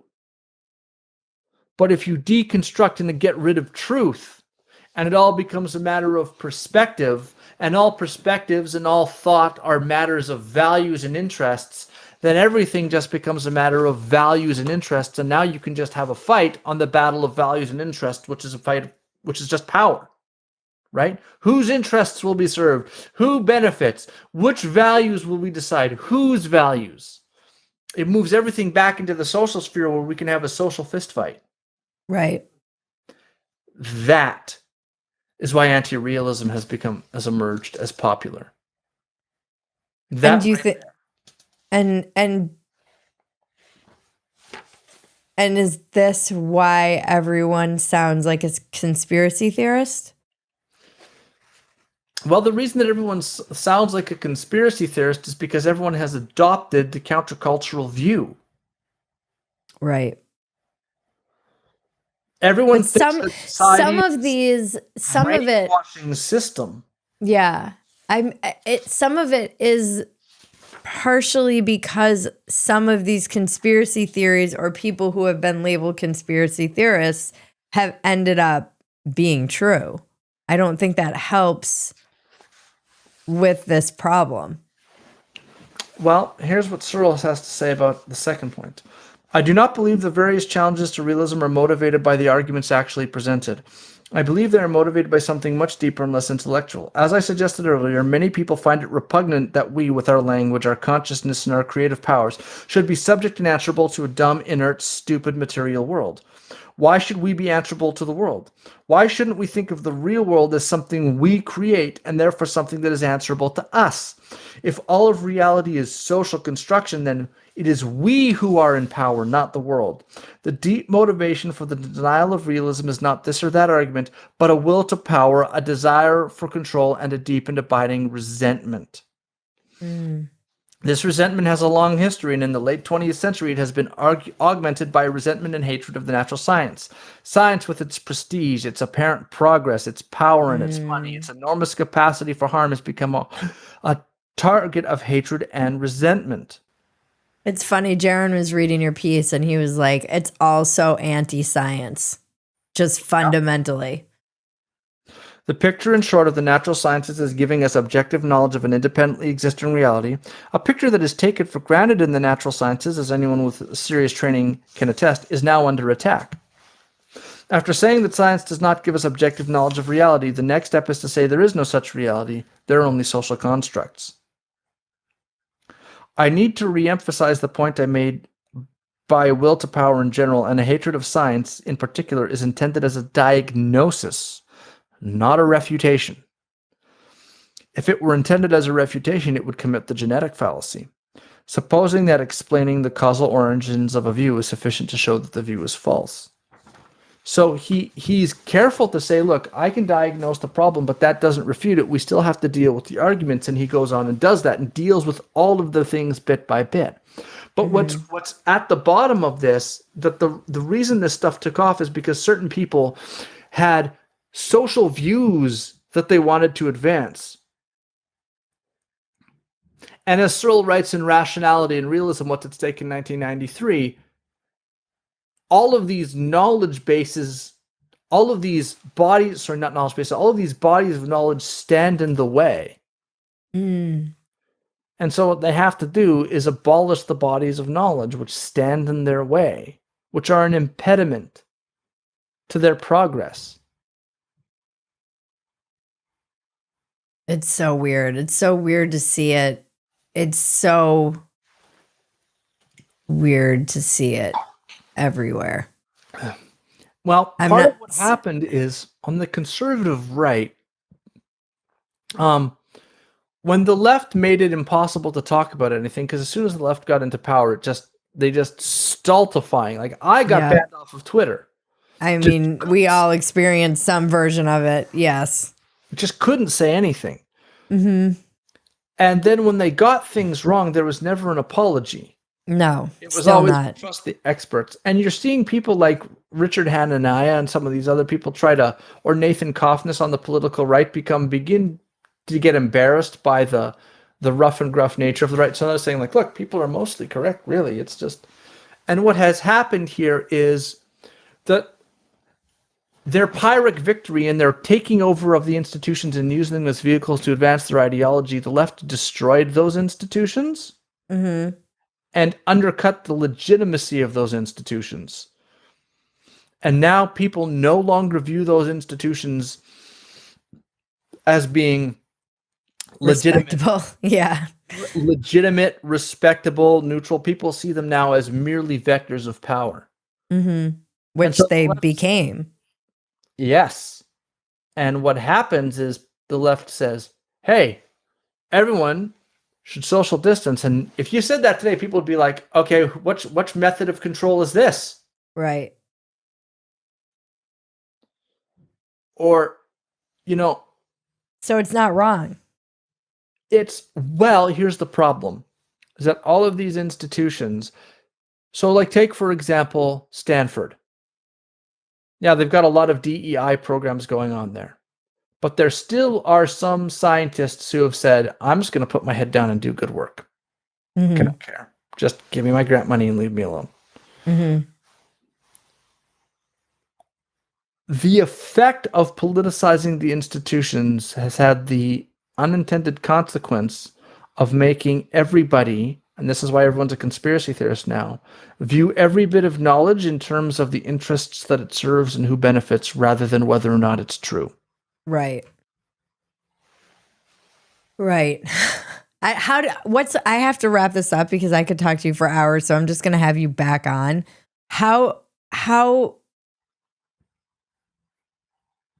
What do you think is the way out?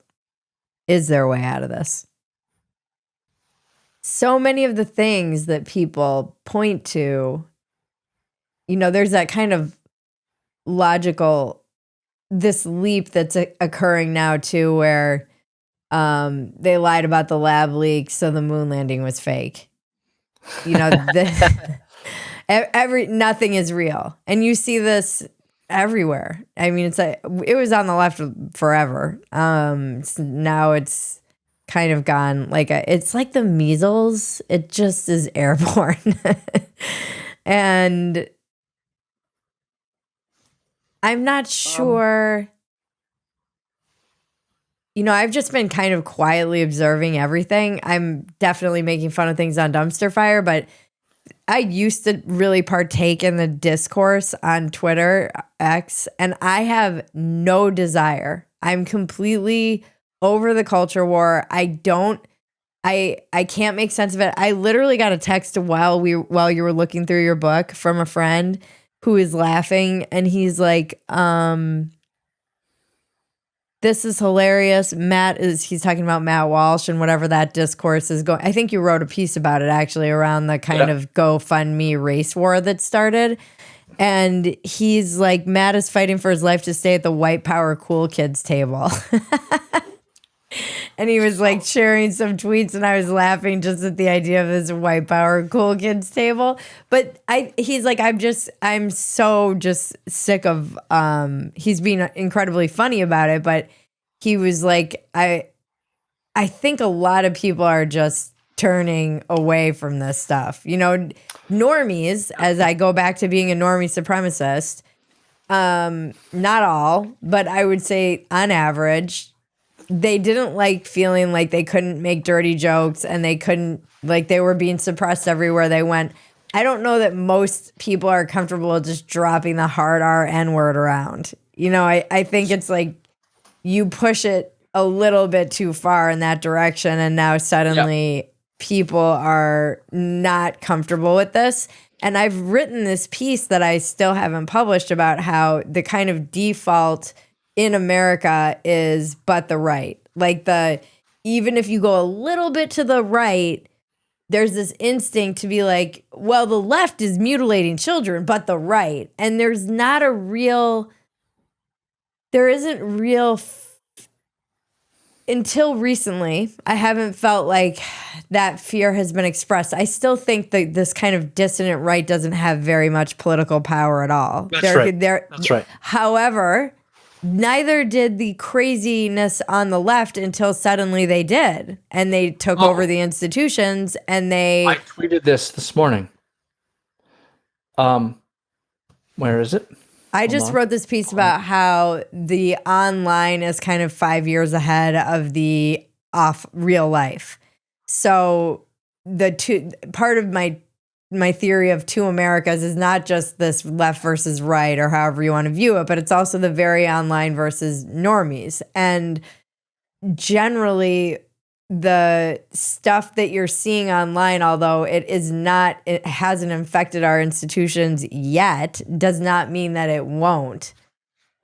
Okay, so there's a couple of things to say about this. So the first, I did a tweet this morning where I said the political radicalization on the left happens top down through capturing institutions. That's how it happens now. It used to be bottom up. Like the leftist radical started from the bottom, but over the past number of years, the way they've done it is the long march through the institutions. Have you heard that claim? Right, of course, yeah. Yeah. And I said political radicalization on the right happens bottom up through social media networks, and audience capture is the key concept there, right? You got to keep an audience. If your audience starts moving, you've got to follow them. Otherwise, you lose your funding, you lose your Substack, you lose whatever it is, right? You get run off. Even Glennon Doyle got run off of Substack, right? And Glennon Doyle had like 200,000 followers, right? You can get audience captured pretty hard. If your audience runs, it's a problem. She can afford to do that because she's a multimillionaire, right? Yeah. Of course, her whole worldview is based on the fact that she can afford to get away with things, right? That's the philosophy of be who you can afford to be, just run amok. But the point is that even someone like her is not immune from the effect of the audience, right? And so there's a couple of things. When the left made it impossible to do anything, they've turned willingness to transgress as a flag and a signal of authenticity. This man is not captured by the institutions. This man is not at the behest of the institutions. He's willing to say the N-word. He's clearly, if anything else, speaking for his mind, right? That's what they made it. Okay? It's like, how do you prove when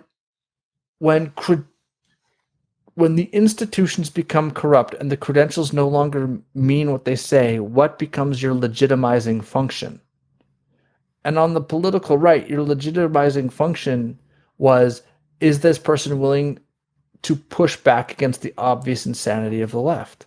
Okay? And there's a radicalization process that occurs on the left that can also occur on the right. Okay, the radicalization process on the left is best exemplified in queer theory, where they say queer theory is an identity without an essence. It's whatever is outside the norm, right? So as soon as something becomes normal, you have to go outside of that. So it can never stop getting weirder, because as soon as you go, this is really weird, well, now it's normal. Okay, we got to go to the next. Trans, that's different. Well, it's kind of normalized. Trans kids, oh, that got normalized. Drag queens in kindergarten, right? Like, you have to keep getting weirder, right? Well, once the transgression becomes, now it's okay to say men are, you no longer get engagement for saying men and women are different. Yeah. So you got to go a little bit further, and you got to go a little bit further, and you got to go a little bit further. You've got to be on the edge to be cool. Right. Right. That's part of counterculturalism, right? Because it's defined by its being outside of what is normal. Because remember, the normies are brainwashed, right? So you don't want to be one of them. It's a positional good. What your friend who said Matt Walsh is struggling to keep his place at the white supremacist cool the kids white table. Power cool kids table. No, like most of counterculturalism is exactly that dynamic. You've got to stay in order to be cool. I can't go buy like suppose wearing camo becomes the thing. Okay, I'm wearing camo. Now everyone else is wearing camo. Well, what am I going to do? Yeah, it's like liking a band until it becomes lost. popular. That's right. So there's a And then you scene go, in the- oh, they've sold out. right. You've sold out to the It's system. this idea that anything mainstream is wrong. But that's been around since I was a 90s kid and clearly before that. Because everything mainstream is part of the system of oppression.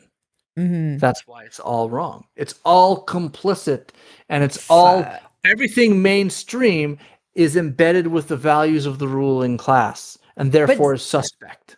So here's what I'm finding. The devil wears Prada. The devil wears Prada. Here's what I'm finding just anecdotally. Is a return, just anecdotally, people, even I did a Jesse Waters hit, and I was actually shocked at how many people reached out to me from my high school, from everything. And I was like, oh, people are going to get too weirded out when everything gets too weird, and they're going to revert back to what's comfortable for them, which is a lot of just mainstream media. I actually think people are going to return. If mainstream media can right itself, which I don't know that it can on the left, but Fox News seems to be trying to occupy this space of normie supremacy. And I was shocked at how many people watch it. Like, it was crazy how from a 2-minute media hit. Yep. That is, I'm not shocked by that at all. And this is, so, that's actually a good off point to the thing. I'm glad I stopped, because you were actually pointing in the correct direction. There's a scene in The Devil Wears Prada where the woman walks in wearing a blue shirt, and the stand-in for Anna Wintour says to Anne Hathaway's character, "You wear that shirt. You got that where?" She goes, "I paid $10 for it." She goes, "You're still controlled by high fashion." She goes, "Look, that particular color started on this particular runway in like 1997. Yeah, and from there it moved out to this very elite spaces, and from there it went to the hot couture places, and from there it wound up in fast fashion. Then it made its way to Walmart, where you finally fished it out of a bin 2.5 years later." Yeah. Ideas, when it comes to ideas that people are grabbing, what Rob Henderson called luxury beliefs, when it comes to people adopting opinions because of their social value, the opinions function that way. Okay? A good way, a good test of an idea is to see if it's functioned in that way or not. Right? Like the Pythagorean theorem does not function this way. Right? It's not like the Pythagorean theorem, circles, in elite spaces and then broadly broadens out. And now the Pythagorean theorem is being abandoned by scientists. Like, right. No, we're not abandoning it, because it's true. It doesn't get abandoned. If ideas begin to get abandoned, that's a pretty good sign that they were adopted for cynical reasons. This is AOC removing the pronouns from her bio, right? A lot of this is, and this is deeply related to and I think the way to square the circle is, or one way to start squaring the circle is,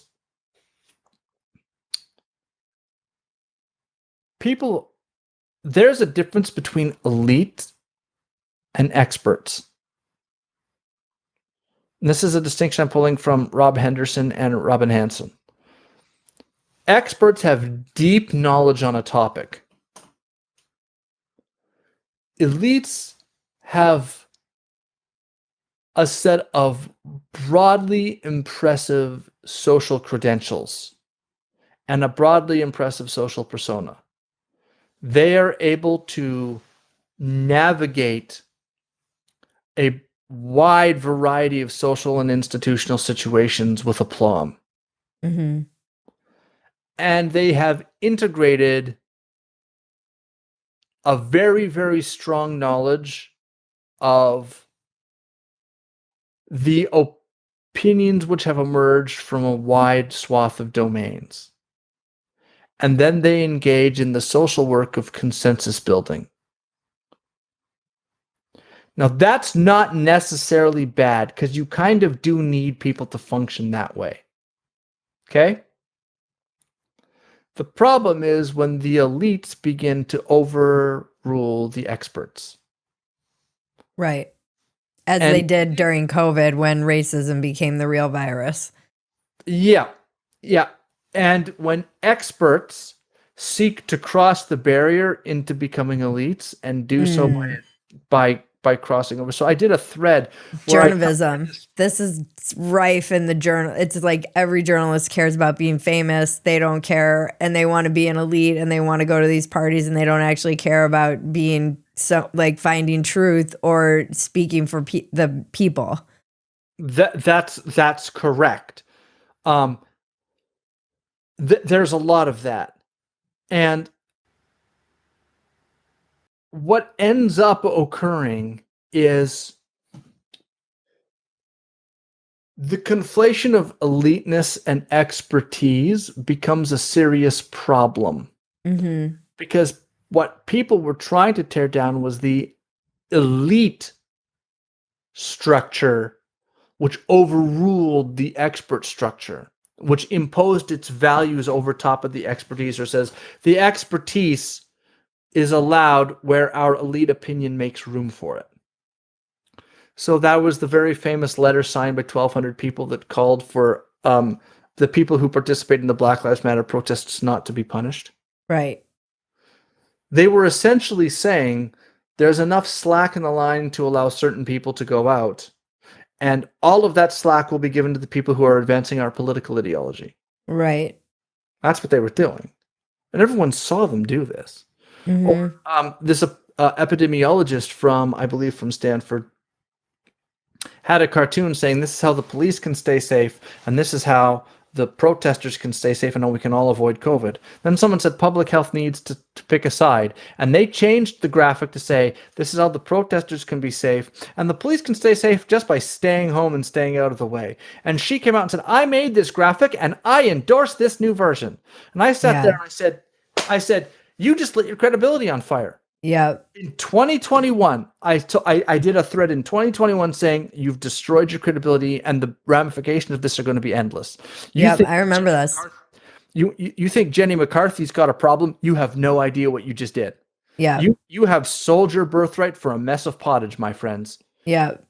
You just sold your birthright for a bowl of potatoes, and I don't know why you did that. Like, yeah. And so what the conservative or what the counter woke movement was originally seeking to do was break the power of social climbers and of elite consensus that had congealed itself around expertise, and they wanted to get rid of that. But now it's just no one's an expert. Nothing is. But the conflation of expertise with elitism is part of what you saw in the Rogan Murray discourse. Murray, who's really quick on his feet, didn't know how to handle Dave Smith, because Dave Smith is saying, well, look at your experts. No, Dave, that's elite consensus, what you're fighting against.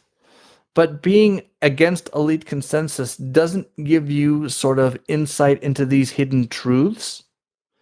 It just means that you're not trying to self-interestedly wheel your way into being the guy who's brokering the deals and who's in the room where it happens or whatever else goes on.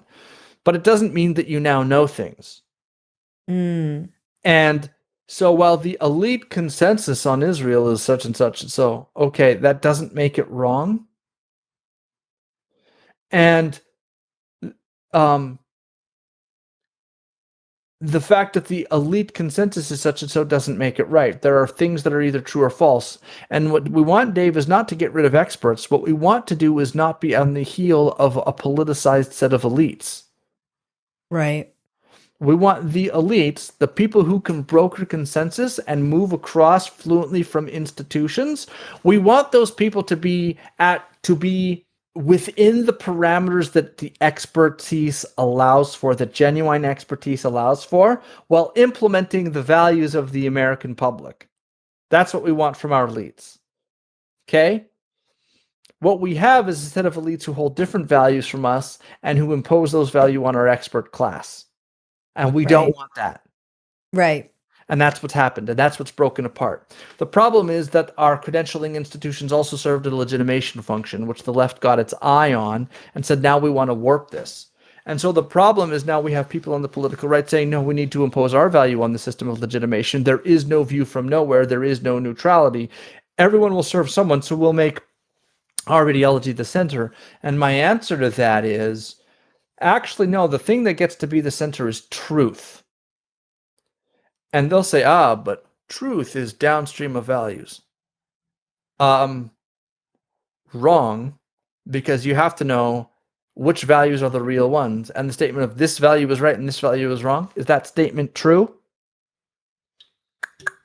Truth comes prior to values. Truth is the ground floor. That's the bottom. And so the whole point of neutrality isn't that every single thing is just as valuable as every single other thing. The point of neutrality is epistemic neutrality. That means nobody gets to put their fingers on the scales of truth in order to engineer an outcome that they want. Mm-hmm. That's the idea of epistemic neutrality. It's not that we don't have a set of values at all. It's that we don't use our finger on the scale for those values. It's that everybody has to face the crucible of truth. That's the idea. Everyone has to run that gauntlet of doubt. Okay? And so what's happening on the right is that because they have adopted some of this stuff that's coming in from the left, and because the left opened that door wide open, man, they just went horses in. All of the credentialing and legitimizing institutions have been broken down, and now all experts are seen as nothing more than elites in waiting. Right. And everything is now viewed and tested by who benefits, whose interests are served. What are you trying to do? What is your goal? What's your angle? It's just this, it's metacognitive or metacritical or metasocial cognition about everything. Mm-hmm. It's all the meta. What's the meta level game that's going, the political game, and who are the players, and yada, yada, yada. Mm-hmm. And the question of, is it true, is, well, by whose standard? Who decide what's true? Who, blah, blah, blah, blah, blah. So we're stuck in this cycle. And one of the things I wrote in my last piece, I don't know if you had a chance to read it or not, was I said, average people are sick of this. Yeah. Yeah. I'm one of those people. Slightly. They want to live life. Yeah. They don't want to be endlessly dialoguing about how society can be constructed. Like, that's fascinating to some people. Yeah. But the average person doesn't want to always be engaged in this hypercritical meta awareness of the social and political import of everything that they do. Mm-hmm. They're tired of it. Right? And this politicizing of everything that exists, which, again, Searle refuted a long time ago when he pointed out that, well, you could say everything is cardiovascular because every time you talk or every time you think, that requires your heart rate to speed up. Or everything is digestive because everything affects eating. No matter what you're doing, you could have been eating, but you're not. You're doing something else. That's a value judgment. Everything is digestive, right? So everything might have political consequences, at least in some obscure way. Or politics might affect everything in some obscure way, but that doesn't make everything political. That's just ridiculous. But because everything is now viewed through a political lens, and is now ordered or construed or analyzed according to its political consequences, you get this politicization of everything that exists, and then you get politics as entertainment. Yeah. And that's why all of the media everyone consumes is political, and all of the entertainment is becoming political. Other than Nate Bargatze, who sold more tickets than anyone ever last year. Nate Bargatze is a comedian who never does politics. He doesn't do any swears. He's completely clean, and he sold more tickets than anyone ever. Why do you think that the next Top Gun movie just went bonkers? Yeah. right? Searle makes a point, and maybe this is a good place to stop. He talks about the education reform in the Western rational tradition. He says there's a simple structure. Those who want to use the universities, especially the humanities, for leftist political transformation correctly perceive that the Western rationalistic tradition is an obstacle on their path. In spite of their variety, most of the challengers to the traditional conception of education correctly perceive that if they're forced to conduct academic life according to a set of rules determined by the constraints of truth, objectivity, clarity, rationality, logic, and the brute existence of the world, their task is made more difficult, perhaps impossible. For example, if you think that the purpose of teaching history of the past is to achieve social and political transformation of the present, then the traditional canons of historical scholarship, objectivity, evidence, close attention to the facts, and above all truth, can seem like an unnecessary and oppressive regime that stands in the way of achieving more important ends. In my experience, the present multiculturalist reformers of higher education did not come to a revised conception of education from a refutation of the Western rationalistic tradition. Rather, they sought a refutation of the Western rationalistic tradition that would justify a revised conception of education that they already found appealing. Right. And so what has happened is this is what people are going. The people, social activists and moral entrepreneurs have gone looking for the tools that they could use to achieve their political ends. And they realize that, solving social problems is actually really hard. Because every time you change the incentives, you get effect that you did not expect. Mm-hmm. So I'll give you one example before we go, and that's on the piece I just wrote today. This woman, who's probably like the case that we're talking about where the woman said the Edward at the park. Yeah, for people who don't know and aren't very online, God bless you if you don't know about this story. And most people actually don't know about this story, thank goodness. But her name is Shiloh Hendricks, I believe, or something like that. Shiloh. Yeah. And she, you can tell the story. Okay, so this woman is a white single mom with tattoos who looks very much like lower working class. Like, this is the kind of woman who looks like she would be... trailer trash. I would say, yeah, trailer trash or working class, or like, she's not the doctor, but she might be the receptionist at a clinic. Or that's just how she, I'm not saying she is. I'm just saying that would be how one might describe her. She reads her social mannerisms and the way she behaves reads very much as lower working class. Right. And she's a single mom from what I can tell, and she's got 2 kids. And there's a video of her after she had a confrontation with somebody else's child. And a man walks up to her and says, "Hey, did you just call that child the N-word?" She says, "Go away, leave me alone." She's clearly not doing so great.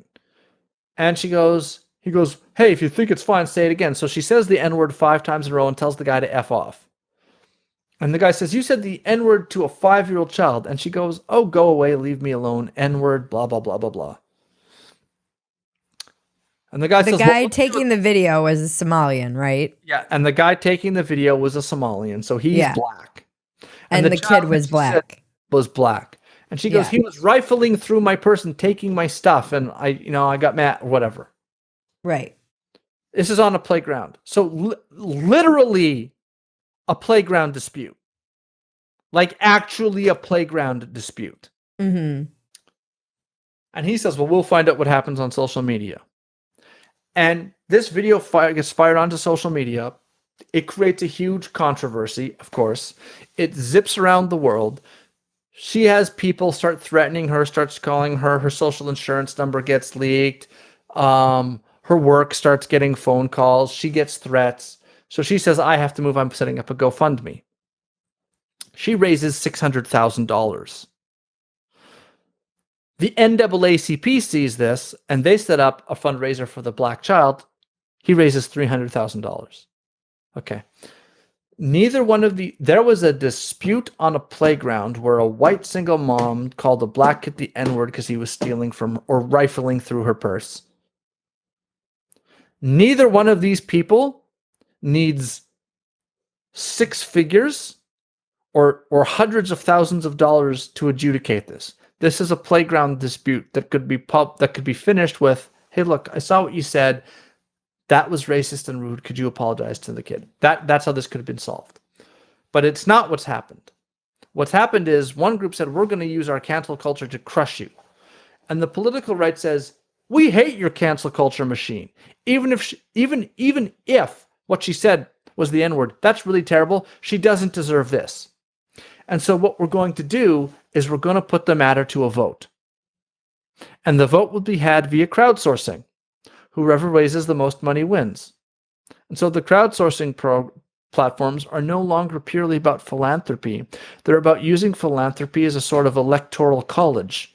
Oh, God. So fucking dark. This is like a Black Mirror episode. Where we vote for who we agree with, or we vote for the politics, which political lens we should read the situation through by our dollars. Yeah, I had a tweet. I was tweeting to Wilford Riley where I'm like, he was like, "I always call you silver lining fantasy," because I'm like, well, I'm not worried about the economy if America can donate like $1 million to this weird freaking GoFundMe race war that we're starting. Yeah. So here's the point. All of your social technologies will be used in ways you don't expect, and the incentives will fall in ways you can't anticipate. So when the left comes out and basically says the world is a giant pie and we need to divide the pie evenly, and that's the problem, is it's not divided evenly. My response is, like, when you divide the pie, and based on your formula dividing the pie, of your formula for dividing the pie, you're going to change the incentives, and you have no idea how that's going to work out. There was nobody who 10 years ago would have predicted that said, well, crowdsourced philanthropy will be used as a way of voting on which political lens we should adjudicate playground disputes with. Nobody ever thought that. No. No one ever thought that was going to happen, but it is what happened. I mean, conservatives used to have a piece of wisdom that said there's no victories, only trade-offs. That's kind of what's lurking here, but the bigger point is that our world is increasingly interconnected and very, very complicated. And the map which says follow the money, look at the interests, that map doesn't work very well, because look, he's fighting for us. Yeah, but does he understand, like, this incredibly complicated system that he's messing around with? Like Bernie Sanders, like, this is the Bernie bros. He's fighting for us. Bernie's fighting for us. Bernie's going to do whatever. Does Bernie have a clue about how things are going to work? Because tariffs, man, the ones that Trump put on tariffs were Bernie's bag. We got to protect the American auto worker. Now Trump's doing it, and Bernie's like, look what Trump's doing. And I'm like, dude, that was like your platform 10 years ago. Yeah. That was your platform 20 years ago. Now, Trump has said, like, we need to accept a little bit of pain for this. And people are pointing out that he sounds kind of like a leftist in some of this. Well, it's very reminiscent of, it does sound like it sounds like a lot of leftism. Yeah, but Trump is not a leftist. What Trump is doing is nationalist. Trump is saying, I'm going to badger these companies and beat them up until they either come home or we get a better deal. And in order to get the tariffs to have a better deal, Trump has to be able to make himself look serious. I'm actually going to do this, right? He has to. And so Trump is using these things as tools, right? But these are tools which the right usually had gotten rid of a long time ago and had been put away for a long time. Trump came out and said, look, on a lot of this stuff, we're not getting such a good deal. And on some of it, or I would say on a lot of it, he's actually right about this, right? Other countries not paying into NATO? Yeah. Other companies or other countries depending on the United States to just eternally fund their security by having a huge army? Yeah, I mean, Trump's got a point. I mean, with Ukraine, it's like, Ukraine, like, protect us. And the U.S. is like, okay, what do we get? Well, give us a mineral deal, Trump says. You want us to protect you. Okay, that's a lot. Our people cannot be a sort of what would you describe it as? We can't use our people as a resource colony to pay for your security. So that's going to cost something, right? On all of this, Trump has a point. But on these issues, stuff has flipped entirely because of what? The politics of it. Yeah. Who is Trump perceived to be fighting for? So even though the economy has gone through some pain, Trump has told people it's going to go through pain, but we're going to get the jobs back. The Democrats are not picking up votes off of this, and you have to ask yourself why. Well, it's because the Democrats were saying we're going to fight against Wall Street. Trump actually kicked Wall Street in the nuts. Yeah. Like he did. And whether or not you think that was an effective move or not, people looked at that and said, I know he didn't do that for Wall Street. Yeah. You might think Trump's tariffs are terrible, and you might think that Barack Obama's bailout was fully justified. But one of those things was pictured as benefiting Wall Street, and one of those things was viewed as being done in the name of the working man. The effects of those things are entirely irrelevant. Now, I happen to be against the bailouts, but that's not the point. The point is, what people cared about is, who did he look like he was fighting for? And that's the primary lens through which everything is built. And what the Democrats did for a decade was say, we serve elite opinion. So even with all of what Trump's going down, the Democrats are not seeing a rise. I mean, they just did that ridiculous photo shoot where it's like, you all look like elite. They still don't get it. They still haven't really figured it out. I said on Twitter, I did a thing where I took a picture of that. How did I put it? I just quote tweeted somebody with a picture of that, and I said, this photo series is the perfect explanation of why Tim Walz thought he could code talk to working class men. Yeah. That they have no idea. They have no idea. They don't know how to deal with it, and the political right is coming up from the bottom and is of the base. The issue is that the political right has to figure out a way to be able to have a function, a legitimizing function, which can remove the fraudsters, grifters, and anti-Semites. And how is it going to do that? How is the political right going to gatekeep in a way that's not pure self-interested elitism? It needs a gatekeeping mechanism which is legitimate. And what's happening right now is that certain people who have made their bones and have come to prominence by being opposition to elitists did so by opposing elitism, but not having genuine expertise in an area that they can work with. And so their only move is to be anti-elite. And because of that, any expert thing that gets set up that says we're going to allow people with genuine expert knowledge, they have to construe that as elitism to be able to attack it. Because that's all they can do. And so I don't know where the right is going to go or how it's going to do that. It's going to be difficult. But the good part is, and this is to your normie supremacy point, and this I think will be the last thing I'll say, is we used to have existential polarization where the political left radicals took over, and that exercised the political rights radicals, which expanded the political left's radicals, which expanded the political rights radicals, right? Mm-hmm. And then people begin to look like the political rights radicals make the left's radicals look pretty good by comparison to center leftists. So they begin moving that way and saying, maybe there's something to this. Maybe there. And then the increase of these leftist radicals makes some people turn and look at the right-wing radicals and saying, maybe those guys got a point. Maybe, maybe they got a point.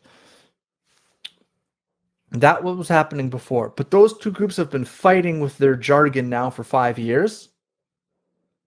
And people are beginning to want to get away from both of them. Yeah. Yeah. Yep. It's kind of like an argument happening over dinner where one guy says something, and the other guy says something, and they go back and forth, and people start choosing sides. And then after about an hour, everyone's just like, oh, I'm sick of this stupid discussion. I just want to go out and have a beer. That's Yeah. where America is right now. Yeah. And I said, the group that says there's a fatigue to the social activism. And at this point, the group which is able to be nonchalant is the group that's going to win. Right? Right. And the people that start getting into score settling are going to lose. And you're seeing this in the Florida legislature right now, where certain state senators are engaged in sort of score settling with DeSantis and trying to strip him of power because they're, right? Mm-hmm. So what you're going to start to see is the group that says, I can competently put in reasonable reforms that people can agree on. And I do so from a place of goodwill and normalcy, is the group that's going to win. Radical chic is gone. Yeah. Radical chic is so over. Yeah. It's people say that the right is like 5 years ahead. No, when the left is in charge, it's 5 years ahead. The right is, I think, behind on this score. The right still thinks that it's going to get its chance to be the radical chic. That's over. What you need, and this is something that Chris Rufo understands deeply, that it is Chris Rufo. People think that Chris Rufo's gone off the deep edge. I don't think so. I think Chris Rufo has sought to understand leftists and what they were pointing at and how they were successful, and he seeks to fight that, but he's not a dissident right guy, and they don't like, they know this, but Chris is right about this. Chris understands that what is going to become popular and prestigious is the competent, thoughtful bureaucrat that cares about the people and is doing his best to use his expertise in the service of the values of the American people. Yeah. That is about to become the thing that is popular. Yeah. And honestly, like it or not, Donald Trump has intuited that, which is why he's praising Carney. He didn't just tribally pick the conservative guy. He picked the guy he thought he could work with. He said, look, Mark Carney, I helped you win because I think I can get a deal with you. You may or may not like that, but to Americans, when he says, look, I picked a guy, I supported a guy, I like this guy, I can get a deal done with this guy. To Americans, to average people, it's like he picked the liberal guy because he thought he could get a deal done with him. Yeah. Yeah, he has really good instincts. I will say this about Donald Trump. He does have very good instincts about normies. Like he just does kind of have he's a little bit of a weather vane. He seems to like know how to direct them, but also how to follow their lead. He's under the reason I think people do like him is that he doesn't talk down to them. He actually, I think, seeks to understand where they're coming from truly. And this is, I think, from his years in media and entertainment. He just knows how to use it to his advantage. But I also think he is he's aware that the people have power. He is aware of that. And also, so I work at a Trump World think tank, which is the Center for Renewing America. So I know people who know him, and I have lots of friends across the political spectrum. Donald Trump hates the anti-Semitism. Donald Trump thinks he'd be walking through life right now if not for those people painting him with that. He hates that crap. Yeah, because he understands it's deeply unpopular, and his son-in-law and his daughter are Jewish. Yeah, so he hates that stuff. Yeah. Also, I happen to know that Donald Trump watches every interview he does with two ways, once with the sound on, once with the sound off, because he understands that people watch TV, but they listen to the radio. And so when they're watching the TV, what it looks like, that's how he creates all that iconic imagery. He fully understands exactly that. And there's a reason why when Donald Trump talks about the economy, it sounds like somebody saying, this is KQRZ. Welcome to the Talk Radio Hour. We're talking about economic issues. Donald from Queens, you're on the air. Donnie from Queens, yeah. You're on the air. Well, I can't believe China's doing this. We're paying them way too much for years. They've been ripping us off, right? He's doing that intentionally. Trump understands communication. When he went on Andrew Schultz's show and started talking about the weave, I was like, he's smarter than you. Yeah. He knows what he's doing. Yeah. You may not like Trump, but I think that he has a better understanding of the basic politics of America than the Democrats do. And Donald Trump genuinely wants America to succeed. That's why I'm willing to work. That's why I work at a Trump World think tank. Is because Yeah. I think Donald Trump wants them to succeed. Do I look at the strategies and always think this is the best strategy? No. But every single time when I say like, what is your outcome here? Every time I've looked at an outcome that Donald Trump says I want this outcome, I think that's an outcome I'd like too. Well, it's funny. We were talking about this on Dumpster Fire. I'm like, the little guy might just pull it off with these tariffs. And then today, I don't know if this is true or not, but there was that story going around about the Chinese are now revolting, and there's all this civil unrest because their factories are closing, they're getting laid off, they're demanding back pay, etc. And I was like, well. I think people vastly underestimated the degree to which people. So first off, the Democrats made this possible in large part by becoming so unpopular that nobody likes them, and they doubled down in a way which they can't reasonably back off of. Yeah. Like me and Logan Lansing and James Lindsay have been talking for a very long time about the material turn. And how the left is going to try and shift to economic issues, but there's no way for them to do it credibly. I've even explained how they're going to try and do it, but it's just how. Right. How everybody knows that you're all in on the social stuff that they're just sick of. And everyone knows that you are just not going to be able to get into power without throwing a drag queen in a kindergarten class. We all just know you can't do it. And since we know you can't do it there, we don't think you can do it everywhere. Right. We think you can't do it everywhere. We don't think you'll be competent, because if you're not competent in education and you're not competent on racial issues, you're not competent anywhere. And this is where the Hananiah types get it wrong, because the Hananiah types think, well, the Democrats will have a return to normal function, and it's like, we know you won't, because you'll bring crazy in, because you can't, because your entire infrastructure is woke from the bottom right all the way up, and America sees this, and there's been like nobody on the Democrat side is willing to say, yes, men and women are different. No, we're not going to put women in men's sports. We're done. Yeah. No, what's happening is that the Democrats are saying, we're not going to let you bully the trans people. And people are looking at this and being like, so it's kind of like they've painted themselves into a moral and not just policy corner, because they said that this is part of who we are, is not bullying trans people. We are tolerant. This is part of our identity. Okay, well, part of your identity is to identify with a series of policies which the American people don't like. So they've given Donald Trump room to maneuver here. He can now hold these tariffs for a long time, because it was always thought that China doesn't care about its people. They can outweigh Donald Trump. Yeah, but Donald Trump is running against Democrats, remember. I mean, he can't lose. All Trump has to do during the midterms is get like one Democrat on the record about any social issue, and they'll say something crazy, and Trump will say, see, and he'll keep the House and Senate. It depends. Like coming on the heels of talking to Carol Roth and small businesses, it does depend, because these tariffs, if he had done something where he had made small businesses exempt, like you can't give Apple an exemption and not small businesses, because all the people I know who have small businesses are getting crushed right now. And that's 35 million businesses in America are small businesses, and people will be like, I mean, we had a bigger conversation about this, but and I said this, I said, if people's lives are not materially better and they are not getting better and they're worse, a lot of the people who came over might not stay. That's just a fact. That's true. Because reality remains undefeated. That's true. Trump has until the midterms, though. Yeah.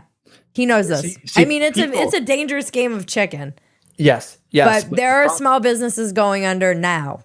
And this is not, it's like Carol Roth was saying, she's like, this is not a tariff, this is an embargo. You're making it impossible for people to do business, small businesses, and they don't have the money Apple has to float a couple of months. They're going to have to freeze. Like it's not good. I've already experienced effects of it downstream of people who advertise with me. Yeah. So there are already consequences, yes. and those won't show themselves till 3 to 6 months because that's just the way supply chains work. Yes. But China's got problems now. Oh yeah. Yeah. And if Trump is like, as long as Trump is willing to say, I don't care, I'm doing this, China can't wait until the midterms, right? And if the Democrats are crazy enough and can't get a supermajority, Trump can say, look, I'll hold the next 4 years because I can do this by executive order. And China is going to look at that and say, okay.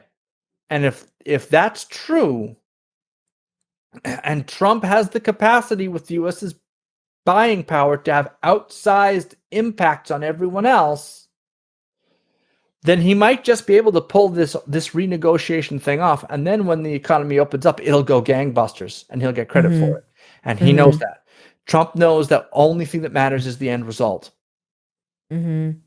And whether you like it or not, as long as the economy goes gangbusters when he opens back up, and it will, he can play that card. I mean, maybe. Depends on how many people you crush along the way. If it goes as crazy, I mean, it's because it's getting pent up. That energy is coming. The last vestiges of COVID are over.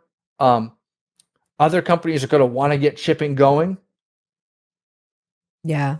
I mean, this is the stockpiles. Goods are sitting on docks. When that stuff comes through, people are like, go, go, go, go, go. All of a sudden, yeah, we got to rehire you. Okay, now that guy's rehired, and then it starts a circle, right? Like he can do this. Trump is not. People thought Trump was dumb. He's not an economist. No, he's a deal maker, and he understands the pressures that China is under, and he's pushing. Donald Trump, who's her name? The girl on Dragon's Den, the woman on Dragon's Den, the older woman. I can't remember her name. Barbara something or other, said the thing that Trump does better than anyone else is that as soon as Trump gets in, he talks to somebody, he figures out what their pressure points is, and he knows exactly how to either massage that point so you like him or to hit that point. And Donald Trump has figured out what China's weakness is and goes, bang. And if he gets a deal out of this, which I think he's going to, he'll pull the tariffs off and then he'll be a winner. I hope so. But yeah. What's your biggest defect of character? Mine? Yeah. I've got to wrap up. My child needs me. My biggest defect of character is I can get stuck in a world of my ideas and get stuck in my own head. Misread social situations, misread people, misread opportunities. I don't get any opportunities ever because I schmoozed my way in. And this actually frustrates people who have terrific pedigrees. I went to this university, I got straight A's, and I'm highly conscientious, and they're looking at me like fiddling my pencil, or like flipping through some book, or like playing with a cup. And they're like, that guy's taking my spot. I'm like, yeah. And then it's like, okay, there's a research project. And they go, okay, we got 6 weeks for the research. 2 weeks later, I hand it in and it's done. I go, okay, I handed mine in. But we have 6 weeks. Yeah, but I'm done now. And this guy thinks, okay, I'll go crush him. And then he hands in his 6 weeks later. And they're like, yeah, we went with Mike's. What? How did you do? Yeah, because I did better in 2 weeks than you did in 4. Because the same thing that makes me like play with little cups because I'm lost in thought makes me a great researcher. So it's your asset. I work outside systems, man. I'm an outsider. I'll never be an elite. I'm always an outsider. I've worked outside every system that I've been a part of. I get brought in by people at the very, very top who need a high degree of competence and a high degree of expertise in something, or they need somebody who can wear a social mask long enough. Like I can fake my way through institutional competence in terms of the social elements long enough to be able to do what I need to do.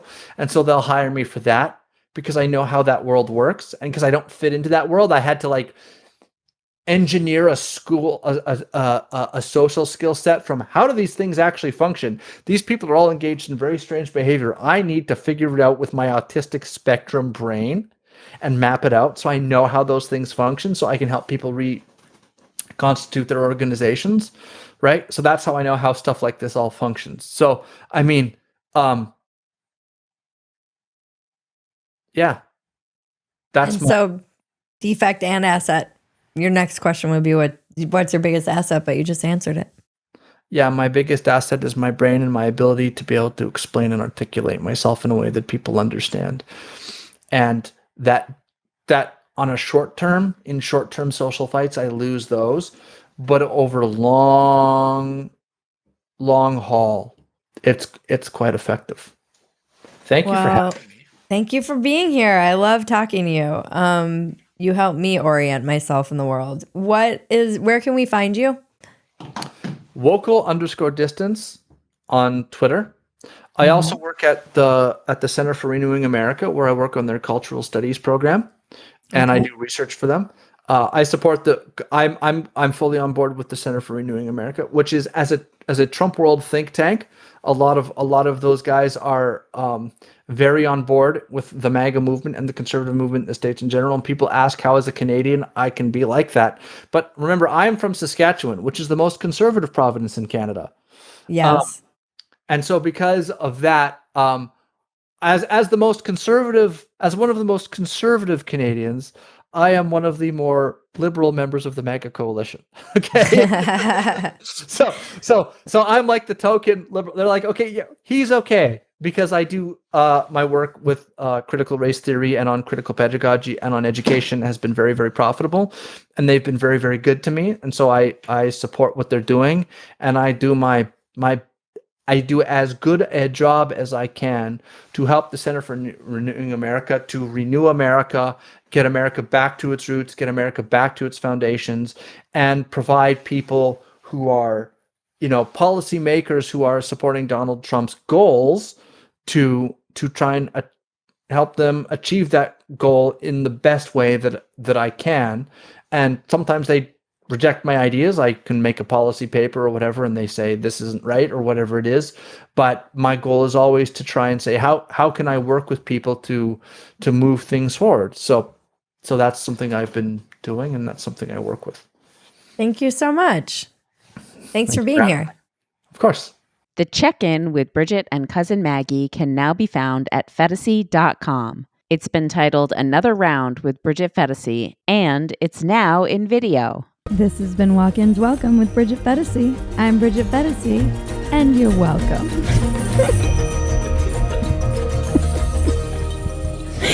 It's the dumbest line.